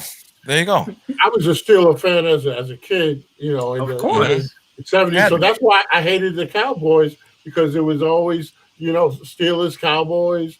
And so I picked the black and gold and the Lynn Swan. And then that was when, the Super Bowl used to come on in daytime. 4:00. Yeah, right, exactly. Yeah. And, those were the days. Now it's like I don't even stay up. No. Yeah. No, exactly. So good. Listen, I'm happy for Pittsburgh. I just don't want them to win the Super Bowl. Just simply for that guy. It's crazy though. Yeah. It's crazy though. Last year and maybe year before, we are me and you. I guess we can attest that we were saying that maybe it was time for Tomlin to step aside. True, we did say that. The Steelers though don't jump around like other teams. We talk about the Knicks and stability and not trying to win. Mm-hmm. The Steelers have never since the Stallworth and Bradshaw years, they have never had like a losing season. They might have had some 8-8s, some 7-9s, but they never fell into the abyss. I respect that. Never been they're enough. A winning organization. Right. There you go. Right. And they generally stay around the hunt for the playoffs. For sure. I agree. Yeah, their season never ended in the end of October. No. Right. No. And as a fan, you always deal with heartbreaking losses, disappointments, and all that comes with the territory. Exactly. Definitely. But at least I know the organization is trying to win. See, that's the difference. That's the difference. Mm-hmm. You understand? In which you can see an organization clearly truly wants to win. You know what I'm saying? Besides other organizations, which I won't say for now. You keep saying it, and I got to tell you, since the championship New York has won, like New York was a respectable team. Like in the 90s. Who? No, the Knicks. And New York was a respectable team. No, they were. They were. Yeah. So it's like. But wait. What happened? What happened in that instance? Pat Riley said he wanted to run basketball operations. Yeah. Dolan said nah. Yeah. And gave it to Ernie Grunfeld. Right. How'd that work out? And I remember there was fans at that time that thought that Pat Riley was out of line. Yeah, you're right. Yeah. There's people still mad at him, Holla. Yeah. Yep. Yeah. Yep. Exactly. Which is unbelievable to me. Yeah. Right. Yeah. They spun it that way to make Riley look selfish. Right. Also, right after that, Van Gundy. We still had a good team. He made it to the champion. He made it to the finals. Right. He had a problem with Grunfeld. So Van Gundy said, I'm leaving. And Knick fans are mad at Van Gundy also. They say, he didn't finish the job. I'm like, there you go. There was a time when the Knicks were really competitive, exciting team. Yeah. Oh, for sure. I don't want to paint this picture that they just been garbage for all this time. But what I'm saying is, right now, Yep. it's a totally different ball game. Oh, for sure, brother, for sure. Yep. Most definitely. It ain't only the Knicks though. So R likes to jump on the Knicks. It's like, yo, let's not forget about little brother. Let's not forget about little brother in New York. Don't forget about the little brother in New York. I'm not forgetting about any little brother in New York. I'm not even gonna mention the little brother of New York. But let me tell you something. See, this anger and hatred that I have towards the Knicks, it stems from decades. From your childhood? Decades of rooting for this team and seeing nothing but disappointment, heartbreak, all that shit. So therefore, what I have for them now is nothing but pure hateful venom. Fuck the Knicks. Okay? Fuck them. I don't like them. Okay? And I've earned that right. I've earned that right to say fuck them. Okay? And nobody can tell me different. I don't give a shit. Is it like this or like that? It's like 15 of those what you just did. All right? I hate Knicks. Is it the Knicks or is it Dolan? Is it the fans too? You know what? It's a little bit of everything, including the fans, because they're just deluded. Okay, they're like, oh my god, oh my god. Brooklyn. You hate the Knicks, but then you jump to Brooklyn. You didn't even go to a winning franchise. Why not? To Brooklyn. No, who's better now? Huh? Which is the better team right now currently? Quick. Which is the better team right now? Right now, think. Yeah, quick. Don't think. Just say it. Be real. Be real with your feelings. Be real. Looking at on paper, it appears that the Brooklyn Nets have a better team. Thank you. That's all. Once the season is over, you may step down off the stand now. Once the season is over, you may step down. Your Honor. You may step down. Your Honor. Any other comments are stricken from the court. That's Once it. the season is over, the Knicks will be starting the barbecue. The Knicks will be starting the barbecue, and the Brooklyn Nets will be joining them shortly. Whatever. Yeah. Hey, okay. Art, can we step? Since we got guys on here who watch boxing, can we step into the boxing lane for a minute? Okay. I mean, I don't know what we're going to talk about, but go ahead. Oh no. You're going to enjoy it, and I might even raise your blood pressure a little bit. Jeez. Okay. Let me get rid of this. Can we tell Deontay Wilder to stop with the excuses? Bro. Stop it, man. I hate it. Oh my God. Stop it. He comes up with an excuse every week, a new one. You know what's funny? I was thinking about our brother. We don't hear from him that much, but I did hear from him today. Our brother, he's a big time supporter of Deontay Wilder. Our brother Ryan Foley. You remember Ryan? Yeah, Ryan. Okay, I heard from Ryan. Shout out. Peace, brother. Yeah, good brother. He was a big time supporter of Deontay Wilder, and he got on me a few times about it because I've always said that this guy has built his record against the typical street vendors, the cab drivers, all that blah blah blah blah blah, to build up his record and whatnot. And he wasn't as strong of a heavyweight boxer as portrayed. You understand? Because he had the power. I give him that. But he got on me. He was like, "Oh man, this is an American guy. American heavyweight champion. You gotta respect that. You gotta respect that." Well,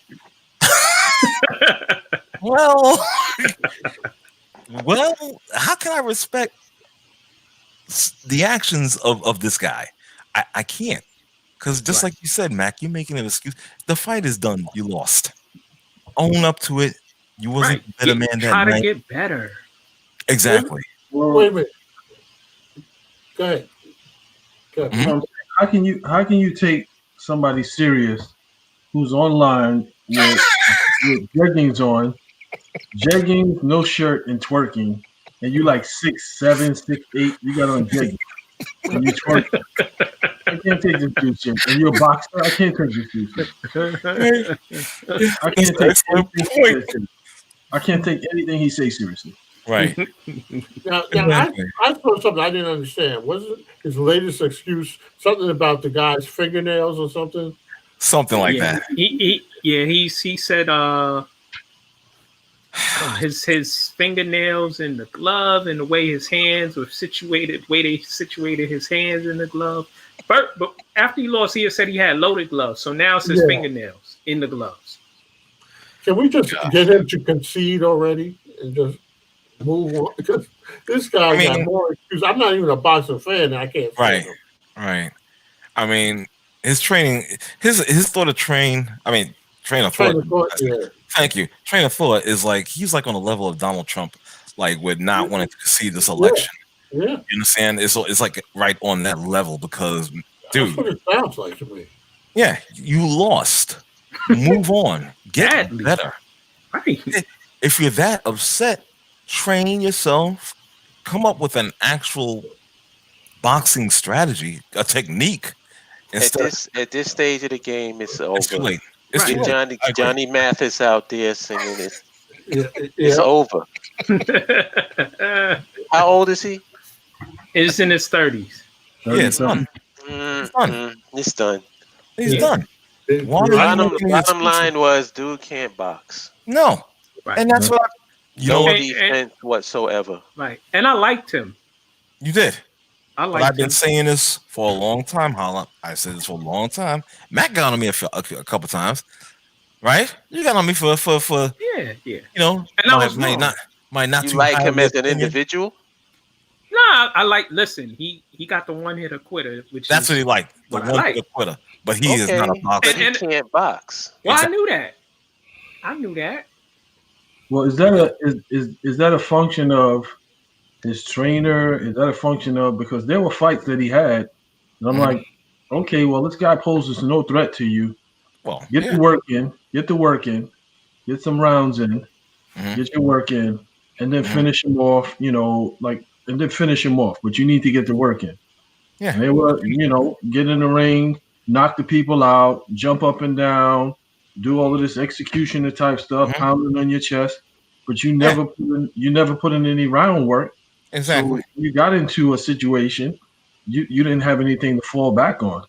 Right. So and at this stage, you are absolutely correct. At this stage, it's the bottom of the ninth. It's the bottom of the ninth. Bottom of the ninth, exactly. 2 outs. So you know what? He made his money. Yeah. Well, this is what happened. He had a nice run. Yeah. If he fights again, it's gonna be the same results. Well, you know what? I suggest his next competition, what I can tell you what it shouldn't be. It shouldn't be a guy that finishes a 12-hour shift driving a cab around, Uber around, and then from that going into the fucking boxing ring. Who should it be? Because that's all he can do. Well, I think who should it be besides that? That's exactly who it should be. Saying. That's exactly who it should be. He needs some ring work, and he needs somebody in there that, we want you to work on this. Right. I want you to work on that. We want you to work on moving around, sticking and moving.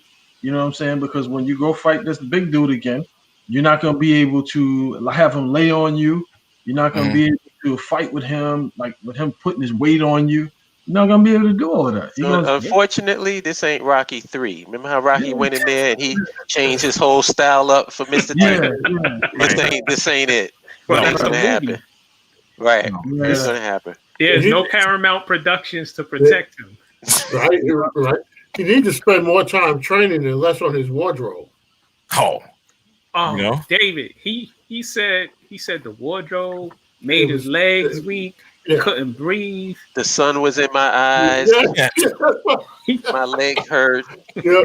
I stepped on a pebble. Just run it off. Whatever excuse you want to make. Yo, he said Mark Breland put muscle relaxers in his water bottle. It was Mark Breland's fault. Mark Breland is a secret agent who's a double agent, actually working for both sides. Okay, all of that except the fact that you can't box. Exactly. You have no defense. Let's see which one is it? This conspiracy theory with all these moving parts, or the fact that you can't fight? Well, the trainer was the one that stopped the fight in order for him not to have brain damage. Exactly. Or be even more damaged goods. Yeah, it's too late. Yeah. So again, I just want to say, so I guess I should respect the American heavyweight boxer that was champion. Yeah. People attach themselves to all of this stupid shit. What I want to know is, what are your skill levels? Can you fight? Are you a good technical body? That's all I care about. All this other stuff, this emotional dumb shit, this jingoistic nonsense. It doesn't make any sense. I was going to support you. There's been plenty. I remember we used to have these discussions of like MCs and which MC is better, and so people would pick Big Daddy Kane because Big Daddy Kane is from Brooklyn. Right. Okay. Yeah, he's from Brooklyn, but that's not why I'm picking you. Right. I don't give a shit if you're from Brooklyn. I don't care if you're from Queens. I don't care where you. I'm going by your skill level. There you go. That's it. If you happen to be from Brooklyn, cool. Right. But I'm not just rolling with you because of where you come from. Come on, get the hell out of here, man. It's ridiculous. Imagine if we was rolling with Deontay Wilder because we felt he represents the black race. Right. So what you looking like now? Right. Dude, he's 6'7". He had on jeggings and he was twerking with no shirt on, and he was twerking. There you go. Camera on YouTube, and I'm like, yo, like, what's going on here? Like, is this a heavyweight?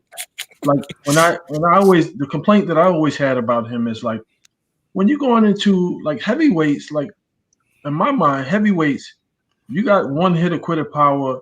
Like, you ain't there to play games. You're not there to be, talking and doing all of this foolishness. You in there, and this dude better respect you because I'm here to knock your head off. You there, doing all this social media and all this other nonsense. It's like this new wave heavyweight. It's like, dude, like, you're not even taking the craft seriously. Yeah, no, you're not. You're not taking the craft seriously, and the fact that you got that power, that's got you out of it. But again, eventually you'll run into one dude that is going to be able to absorb your power. There it is. What happens after that? Yeah, it's true. It's true. You're not good enough to put on all this other extra stuff. No. Exactly. He's going to take L's just like what's the Spanish kid who came in looking like a whale, who I liked? Oh, Andy Ruiz. Ruiz actually has skills, but he won his fight and he decided to go eat. Yeah. And he came in the ring looking like Big Pun. That's what happens. He always. Good. He was always like that. He was always like that for some reason. But nah, he gained some weight after that first fight. It was like, it's like he celebrated that In-N-Out burger. You know what I'm saying? And just like, okay. And then after that, went to the taco place. Yeah, that's right. Yeah, they ring the bell and he goes out for tacos. when he took his robe off, I said, "Good God, is he Jabba the Hutt now?" Yeah, come on. I'm just saying, man. Hey, he combined the In-N-Out with the what's that beer that they got? Tecate beer, whatever that Mexican beer is. You know what I'm saying? I'm just saying. He's a Mexican fighter. Where's that disclaimer? Oh, come on. Come on. Are you serious? Are you going to call the flag on me now? I didn't even do anything. This is where Rodney starts to go off. I didn't even do anything. All I'm saying is the guys are the views and opinions of Independent. Jesus Christ. Give me a break. You can't say anything. What the hell? The guy's a Mexican fighter. Okay, please tell me that you don't see him eating burritos and tacos. Oh my goodness. Huh? Oh my goodness. This is he's leaning into it. So he's not eating Mexican omelets or whatnot. What's wrong with having a Mexican omelet? He's a Mexican. Why not have the omelet? This is where Rodney starts to go off the rails. No, I'm not going off the rails. I'm being nice. I haven't really said that much all night, if you notice. I haven't really said a lot. Ladies and gentlemen, the views and opinions of the host of Here we go.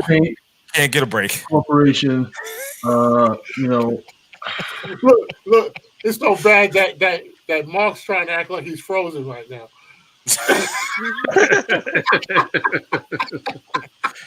But I'm just saying, it's true facts. Really?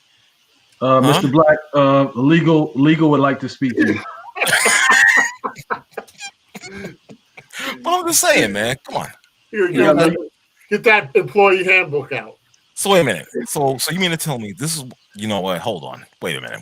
So you mean to tell me You mean to tell me that there are Mexicans out there? Oh, jeez. Let me finish my statement. He is doubling and tripling down. Oh yeah. What are you talking about? He's a supporter. He's a supporter. So wait a minute. You mean to tell me there's Mexicans out there that don't like the food that I mentioned? What are they having in Mexico then? What do they have in Mexico? Tell me something different than that they're having in Mexico from what I mentioned. Just say bad hombre and finish it off. Yeah, right. I don't get some bad hombres. Good God! Oh my God! You guys are just I don't bad understand. Hombres out there. Well, it's gonna be mad, but they know I'm speaking the truth. That's my peoples. You gotta save something for randomly with R. You gotta save something. Those like I said, those are my people, man. You kidding me? Come on. Oh, some of my best friends are Mexican, right? Yeah, of course. I ain't got nothing against them. They ain't do nothing to me. I'm chilling. You know, I'm all for it. You know, it's all love. Would you please just step into the microphone and say, where's my Mexican at? Listen. Right. Make no mistake. I love Mexicans. I mean, I love them more than white people. So they're okay with me. Oh, geez. Oh, they're all right with me. You guys are so racial. You cool. I have no problem. That's hilarious. I love them. This episode of Randomly with the R. Yep. That's hilarious. Bro, I'm just saying, I have no issue with them. You know, I can sit on the couch and talk to a Mexican. You know, I have to get past the the what do you call it a little bit? The language barrier. No, not the language barrier. It's the accent. The accent. You know, I have an issue with some of them. See, Mac has an issue. Jeez, I feel like I'm in an episode of All in the Family. Oh, listen. Oh, hold on for a second. Hey, brother, Call Bristol. You in the house? I'm here. What up, bro? You on fire What's up, tonight? You on fire tonight, man? You just straight gully. I'm just being. Oh my God. See, let me tell you something. That's why my very first episode of Randomly with R is gonna be called simply this. You can't say shit anymore. You just can't. It's like, what the fuck? Everybody. You can say whatever you want to. That's man. right. I am. I'm planning on it. You can't stop people from responding to what you say. That's there. You go. That's the thing. So, you know, there's gonna be nobody's stopping anybody from saying anything. There's gonna be a lot of crying. You know, because this country is full of vagina-fied people. You know, Right. All it was with Ruiz, in my opinion, bro, is that after that first fight when he beat Joshua and he knew he was guaranteed the next fight, he went ham after that because he got the check. So he was like, yo, there's no need to come in and shake. He said, y'all see what I've been doing? Because he was bigger than he was the first time. Right. Thank you. So he had no intention of winning. He got that check and he was good. And there you go. And there goes all that money. What do we call it? The jacuzzi effect? He had the food effect. He got the whole enchilada. I'm telling you. Well, I just want to say, I'm here for the sports talk. If anybody's watching, no, he's not. He is here. All right, so let's jump back to Wilder for a second because I was trying to figure out how to weigh in, and I was just saying every grade school girl that has a fight should be envious of this dude because he got them beat with that head down and just throwing them wild punches, and it and as Holif said, he has no style. After all this time in the game and you were heavyweight champ, you can't box at all. Right. Like, you know, it's like, and then you blaming it on the trainer, and then it's showing you now by him trying to diss Floyd and all these other people that he really has no plan. When once he went out there and he was starching dudes, it was all good. But like you said, once somebody took his power, he didn't know what to do. Nah, you're right, Cole. You're 100% correct. Yep. Fucking amazing, I tell you, man. Yeah, man. No tools in the toolbox. No tools at all. I mean, he fight like he talks, basically. Oh, reckless. Wow. And you guys talk about me. That was the blow right there. I was like, oh shit. reckless. I wish I knew that. It wasn't on racial lines. No, it's just, come on. He come out there with that bomb squad, and then he started. You ever seen him do when they tried to put him ringside to do commentary? Yeah. I mean, come on, man. It was ridiculous. Yeah, if they had closed captions, that shit would have been question marks. True. That's when you know guys are not serious about their craft. Yeah. That's when you know guys are not serious about their craft, because when guys are serious about their craft, they're basically telling you, well, what he should do right now, get his foot right on the outside of it. If he gets his foot on the outside of him, then he'll be able to counter with that left hook, or he'll be able to come over with the right, or he could, sneak with the uppercut. Exactly, Bishop. They would be students of the game, and they would analyze it. So that lets you know when he was at the ring at ringside, that's exactly what he sees when he's in the ring. It's the same thing. Nothing. There you go. So he gets cashed out. Yeah. Yep. Yeah, well, hey, it was nice while it lasted, Exactly. You know what I'm saying? The bomb squad. I'm like, he might get one more fight against who? Between Fury and Joshua, or he might have to. Why in the hell would he want that? Joshua ain't gonna fight him now, man. No, I agree with y'all. It's gonna be Joshua and Fury, if anything. Nobody's fighting him now. You don't want to fight Fury. It's not worth it.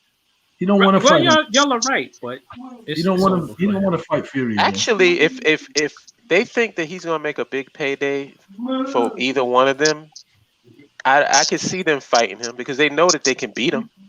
Right. Well, it's not like they feel like he's gonna be some big threat. Exactly. That's true. So it's an easy payday for as far as they can see.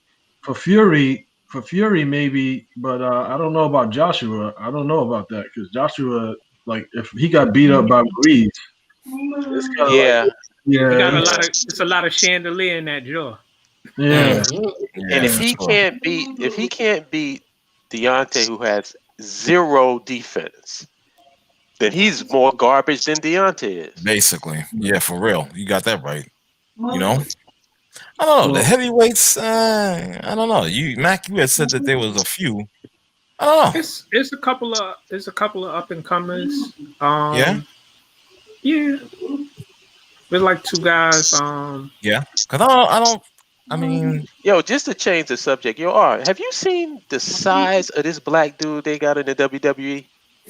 The one with AJ Styles? Yeah. How big is this dude? This dude make Braun Strowman look like a point guard. What is he, like 8 feet tall or something? He must be. I don't know what the hell's up with that. But I gotta be honest with you, Holla. I can't do it anymore. I can't. You don't watch wrestling anymore? I have given up, ladies and gentlemen. I have given up. I can't. I just can't. They just be fucking shit up. That dude is humongous. He must be bigger than Shaq. What's the problem there? The problem is simple. It's called Vince McMahon. That's the problem. Is it because of the unionization issue? That is that the product is shit. They don't know how to. The rare times they get a storyline correct, and then they make this wild left turn and totally screw it up. You're like, yo, what the hell? Why are you? Oh, I can't do it anymore. I'm done. So how are they about to become a union, or are they unionized? Oh, hell no. No. They proposed that to wrestlers? No, they haven't, because if you propose unionization in the WWE, your ass is gone. Basically. Right. You're going to another organization. Because he just got rid of a girl who said, all she said in a tweet was, I support unionization. Next day, she was gone. Yep. That's how much of a spine bag Vince McMahon is. Yeah, Vince is the thing that really bothers me about, and I can understand not supporting them, because the thing that bothers me is that they're labeled as independent contractors. They're not employees of the WWE. Right. When they travel, they have to pay for their own travel expenses. That's why a lot of these wrestlers will get together and drive in a car to wherever they have to go to. Think about that. This is $1 billion company. Yep. Can you imagine the NFL doing that? No. Wow. No. Yeah, wow. And then this is the thing that really shows you what a scumbag he is. He won't allow them to use social media to make money. Right. Now, if you're an independent contractor, mean? in other words, he's like the people that's using Twitch and Instagram and all of these other social media things to bring in extra income, like TikTok. What's that other thing where you can get the celebrities to do like messages for you? I forget what the name of it is, but whatever that thing is. Right. He won't allow them to engage in that. Nope. So my thing is, well, wait a minute. I thought I was an independent contractor. Right. That's what it says. So Holla, what if they want to sell their own merchandise? He won't allow them to do that either. Wow. No. You're skirting a very slippery slope there, because it's like, are they contractors or are they employees? If you restrict, that's the thing. It's like they blur the line. And actually, Andrew Yang, is trying to come after them. Like if he gets into a position in the Biden administration, he made it clear that he's coming after the WWE. Good. I hope he does. So hold up. When Hacksaw Jim Duggan and the Iron Sheik was riding back in the day to their matches, I just thought it was because the Sheik had the weed. Yeah. You ain't wrong. I didn't know they had to get their own transport. So that means this hasn't changed in like 30, 40 years. Pretty this much. has always been what it is. Did you see that link that I sent y'all in the text link? The Undertaker article? I didn't get to open it up. I didn't get to read. Me neither. Hey, well, if you saw the headline, the headline just said, yes. He said that the human body was not meant to deal with what we do. Right. And it's so true. The wrestling should be seasonal.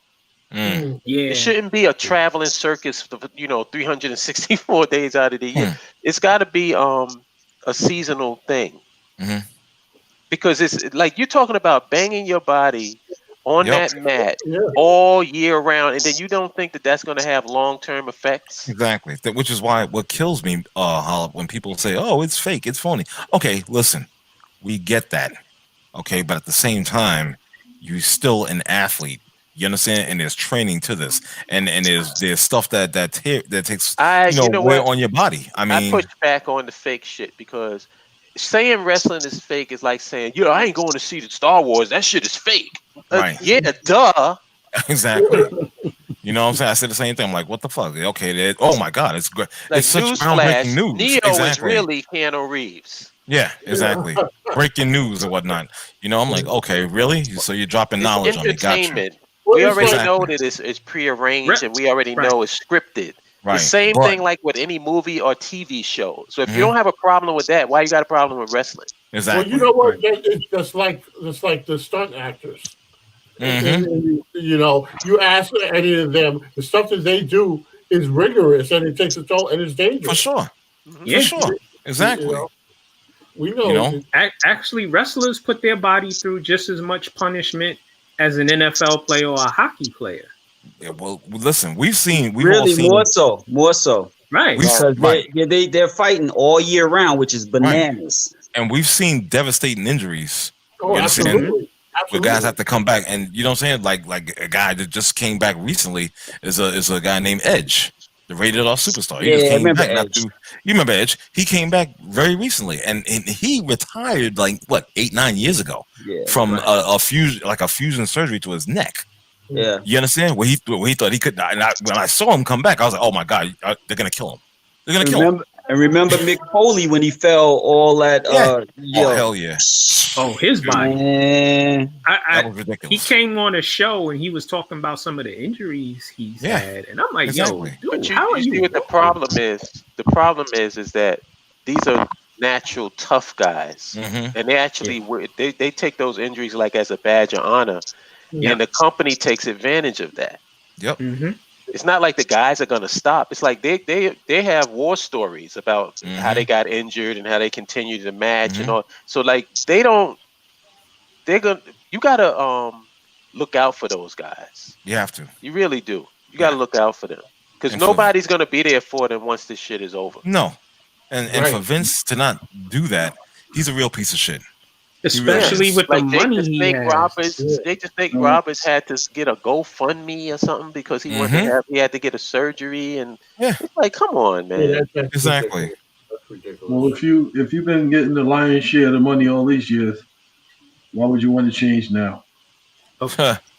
You've been pimping these dudes and these wrestlers all this time.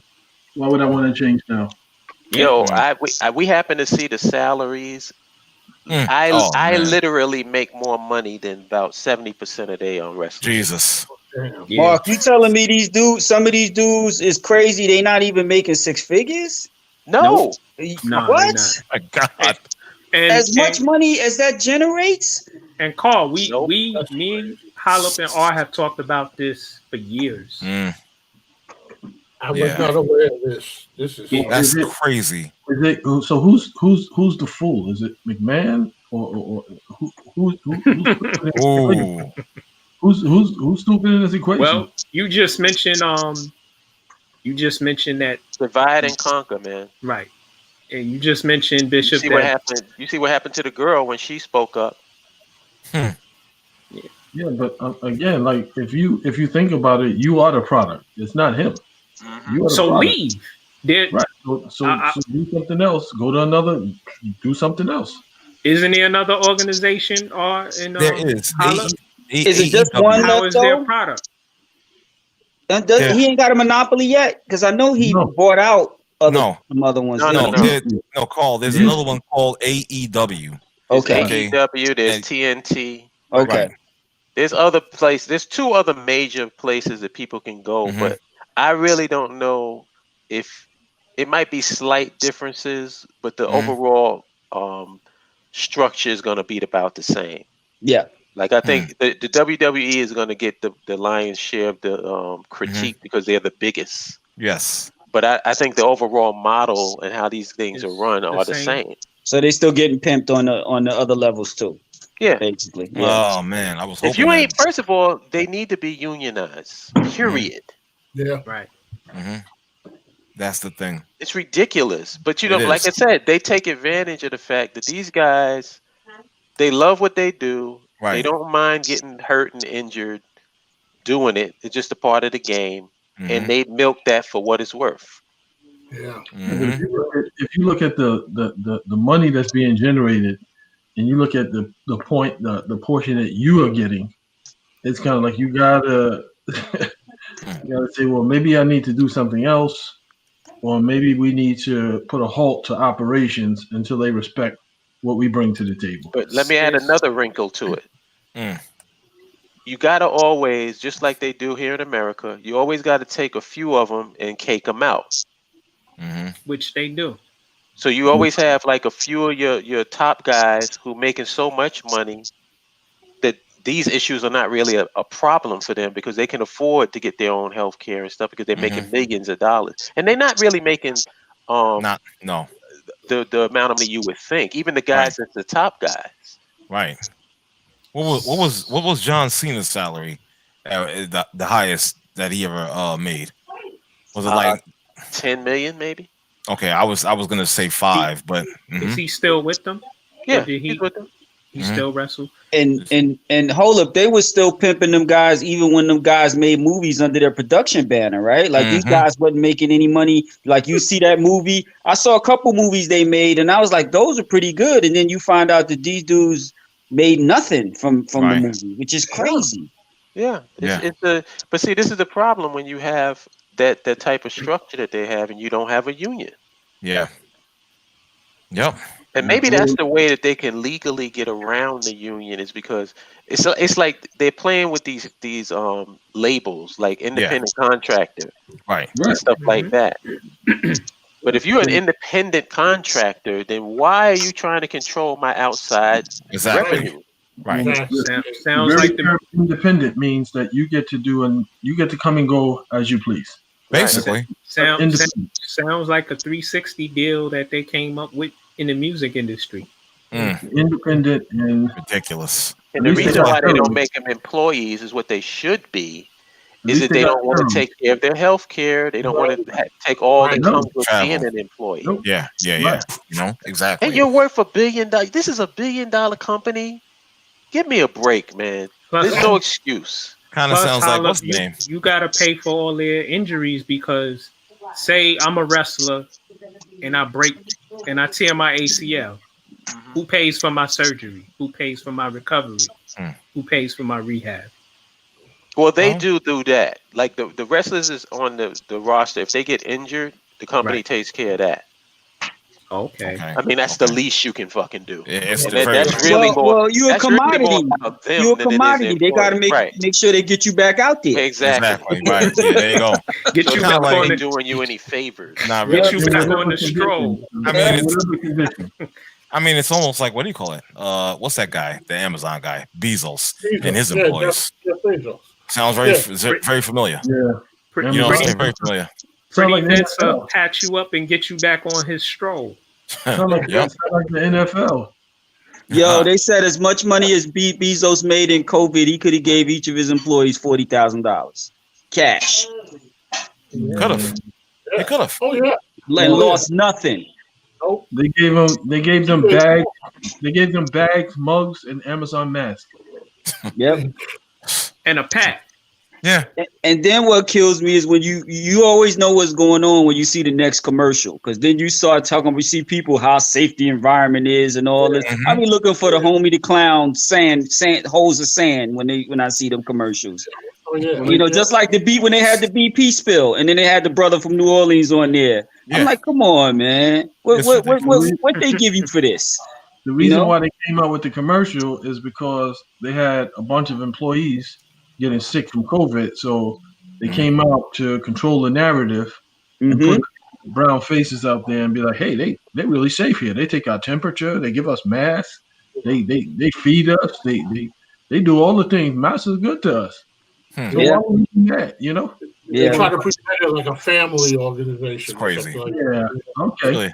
Do Amazon workers get any stock? Are you serious? Yeah, they stocking them shelves. Yeah, that's about it. That's what they do. Shit. You asked the right question. Yeah. Mac, you always on point, bro. You know what I'm saying? Stocking themselves. I love that.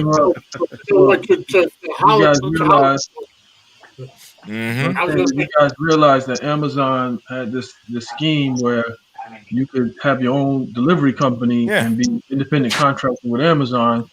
And if you were an employee, they would give you about $10,000 to start it off. So what they did was they got it up and running, had everybody take the insurance liability, got them to train their employees and so forth.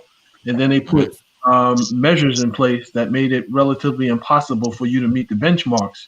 Right. As an independent contractor. Typical. Then they got rid of you, and they basically were keeping stats on the employees that you had to see which ones were, close to the benchmark. And then they turned around and hired them to work for Amazon as delivery drivers for Amazon. And then that became a division of Amazon, like delivery drivers. Wow. Yeah. Wow. So Amazon is ridiculous. They dirty. Wow. Our brother Ronan Black, he said Bezos make more money in a year than the GDP of a whole lot of developed nations. Yeah. And people don't realize when you contract with Amazon as a supplier or as a business, they basically nickel and dime you for everything. So they house your merchandise, they ship it for you, they take care of everything, but you pay on every level. So if you're used to making, let's just say for argument's sake, $5 on every product you sell, once Amazon gets finished with you, you may come away with like $2.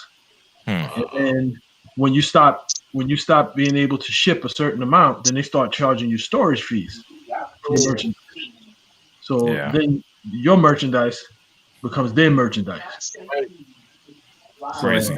Super monopoly. We support it. When you really think about the stuff that goes on and the things that we support, it's really, really bad. Like if you get into the weeds of all of these stuff, like think of the NFL. Like I was a big promoter of that Vikings helmet They can produce, they can reduce the amount of concussions that these guys get. Right. Like, why is the NFL not have everybody in that Vikings helmet? Rydell has I think it's Rydell, and there's another company. They are the two companies that manufacture the helmets, that provide the helmets. Mm-hmm. And it doesn't look like anybody's changing. And me and Holla we were posting on this. I remember like a year ago, 2 years ago, and nobody listens. So no. And they still have Vikings helmets. The Vikings company is providing those helmets to like the younger kids, to prevent them from getting, so it's good that they're doing that. But they need to take that to the NFL, man. They do. Like, the NFL is big enough to have everybody should be wearing those goddamn helmets. It doesn't mean that it's going to eliminate concussions. No, but it'll help. It'll help. It'll help reduce it. Yeah. Well, didn't the NFL change the rules so you couldn't lead with your helmet, and that's supposed to stop concussions? But it's still a high collision game. It's still an impact game. But that was the answer. That was the answer to the concussion.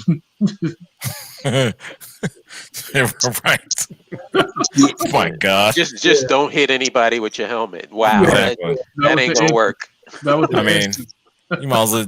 Why don't you just play fucking flag football then? I mean, if you're gonna do it like that, it don't make no damn sense. So. And I've been hit coming off the train by little Chinese ladies, and they've almost knocked me off my feet. Can you imagine getting hit by a 300-pound dude, 6 feet tall, running straight at you at full blast? I'm amazed that most people ain't getting carted off the field on every guy. Every play. Yep. When you see the speed that these dudes go and how they get hit. Yep. And then it's crazy. They won the Thursday night game. The players don't really like that game. I understand why. Yeah. Because it upsets their recovery time. Because of course. You go from having like a week to recover. Now it's like you got 3 days. And then think about this too. Remember, they was trying to add extra games on to the regular season. Right. And that was the other thing. And when you guys made mention about the helmet thing, here's the thing that gets me. The NFL has money hand over fist. They could buy out that contract with Riddell or whoever else make the helmets and go and do something for player safety. And that would be a good look for the league. But then, I might be getting on another level here with the political aspect of it. Look at who most of the owners are. They don't give a shit. This is a cash cow. It's either like I'm losing money this year, so it's a write-off.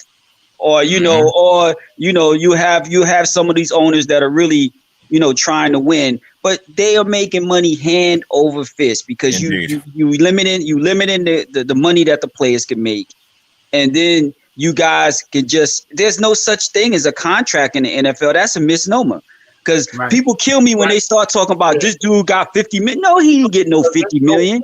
He signed a piece of paper that says we probably gonna give you 10 million in cash. And then your annual may be, say, 11. But if you get hurt, we can rip that shit up tomorrow, and you got nothing. That's not a contract. Or they tell you in the middle of your contract, Carl. All right, say you make $8 million, and they say, well, we're gonna restructure your contract. You and they make you take less, or they say what we paid you is a bonus and not your contract, and then somehow you're gonna lose money. Yeah, you are gonna lose money. Why you think Ricky Williams came back and played? He was out smoking weed in Tahiti, and then the Dolphins was like, "Yo, we want that signing bonus back," and he put that helmet back on and came back and played. Yo. Listen, I'm gonna have to break out, guys. I'm gonna let Mac. We still here. Oh no, you gotta go. Yeah, because I gotta work in the morning, so it's been a pleasure. All right, brother. Always a pleasure, brother. Oh, thanks for joining us, brother Dave, and both Doms, NC and Chi-Town, formerly of Chi-Town, now in Cali. Thanks for calling in, people in the chat room. Appreciate the love. Hey, listen, I'm out here. Mac 611 gonna take the reins, okay? And I'm right, man. I got a strong connection tonight. Don't say nothing, baby. Do not say anything. Keep your mouth shut. Keep your mouth. No more jokes from you tonight. No more. That's it. No, I'm proud. But yeah, the NFL also has a poor union. the guy running their union, the Maurice Smith, doesn't do right by them. I think the dudes be getting the bag on the side. That's why they you know how you have an insurrection, you got the enemy within. Yeah. These dudes don't represent their interests like that. Because why they keep getting the short end of the stick in the negotiations? And then the other piece is that there's always somebody to take their place. Yeah, so, exactly. This guy can't play anymore. There's never a shortage. Yeah, it's like an assembly line. It's always somebody up next. You're right about that. But I wanted to mention, though, going back to what Holland was saying about with the wrestling. So that's something that I knew nothing about. And I think that less people know about it. I think more people are in my boat that don't know about this. So that's why also a lot of this is able to exist. And so the idea that Andrew Yang, they bring this, public, that's a huge thing, because the more people that know about it, then there'll be more pressure. Because I think the fact that McMahon counted on the fact that most casual fans or non-fans didn't even know that this existed. But if they don't really care. They don't care, yeah. But if you tell people like you're telling us tonight, we all sit up there and we're looking at each other like, yo, this is crazy. How could this be? Well, why do you think the McMahons got so politically involved? Well, there you go. I mean, that makes more sense to me tonight, knowing what I know now, because that's criminal. Yeah. Well, it is. You all see that link I just posted? Nah, it just went to me. You post it. I posted in the YouTube channel, and then I can post it on the screen. Yeah, I just did. Where is WE? Where are they incorporated? Hold it. No, Connecticut. Connecticut. Well, their corporate offices are in Connecticut. I don't know. Okay. Yeah, I hope Yang gets some type of cabinet position and he burn their ass with a hot poker. Yeah. Oh, absolutely, absolutely. I hope so too. Holla, you still in the YouTube? You still on the YouTube channel? Yeah. Post it in the YouTube channel. I just did. No, you didn't. It went to me. No, I posted and I sent it to you in the private, and I sent it on the YouTube channel. I don't see it. I see it. I don't see it. Does anybody else see the link? Nope. Which channel? You posted it. I see it. Okay. Carl.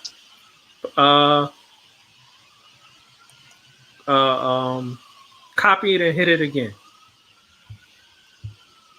Copy and paste it again, because I don't see how it looks. Because I know you're in the chat room. But yeah, if still didn't get it. Can you see me, Mark, in the chat room? I'm looking at everybody, so I can't keep talking, yo. I'll figure it out. I see you now. That bike is. Do you see anything above Peace? Because I posted the link. No, I don't. So now post it again. That is weird. It's not showing the link. So it's crazy that Linda McMahon, she started off as a senator in Connecticut, was it? She won? Did she win? No. She used to ran. Be a senator. She used to be a senator in Connecticut, and then she was a senator. Yeah, in Connecticut, okay. And then she got some. She was the McMahons have been big donors to that guy, and she had some role in his cabinet that had to do with small business. Right. So again, it was like it wasn't by accident that she was in those kind of positions. Yeah. To just like to kind of like CYA, make sure that business stayed as it is. So, that's so while he ran the business, she ran on the political side to make sure that things stayed the way it needed to stay. Mm-hmm. Wow. All right, fellas, I'm gonna have to call it a night. Yeah. There you go, Holly. Yeah, I see it. I see it there. All right. Yeah. All right, my brothers. As always, good talking to you.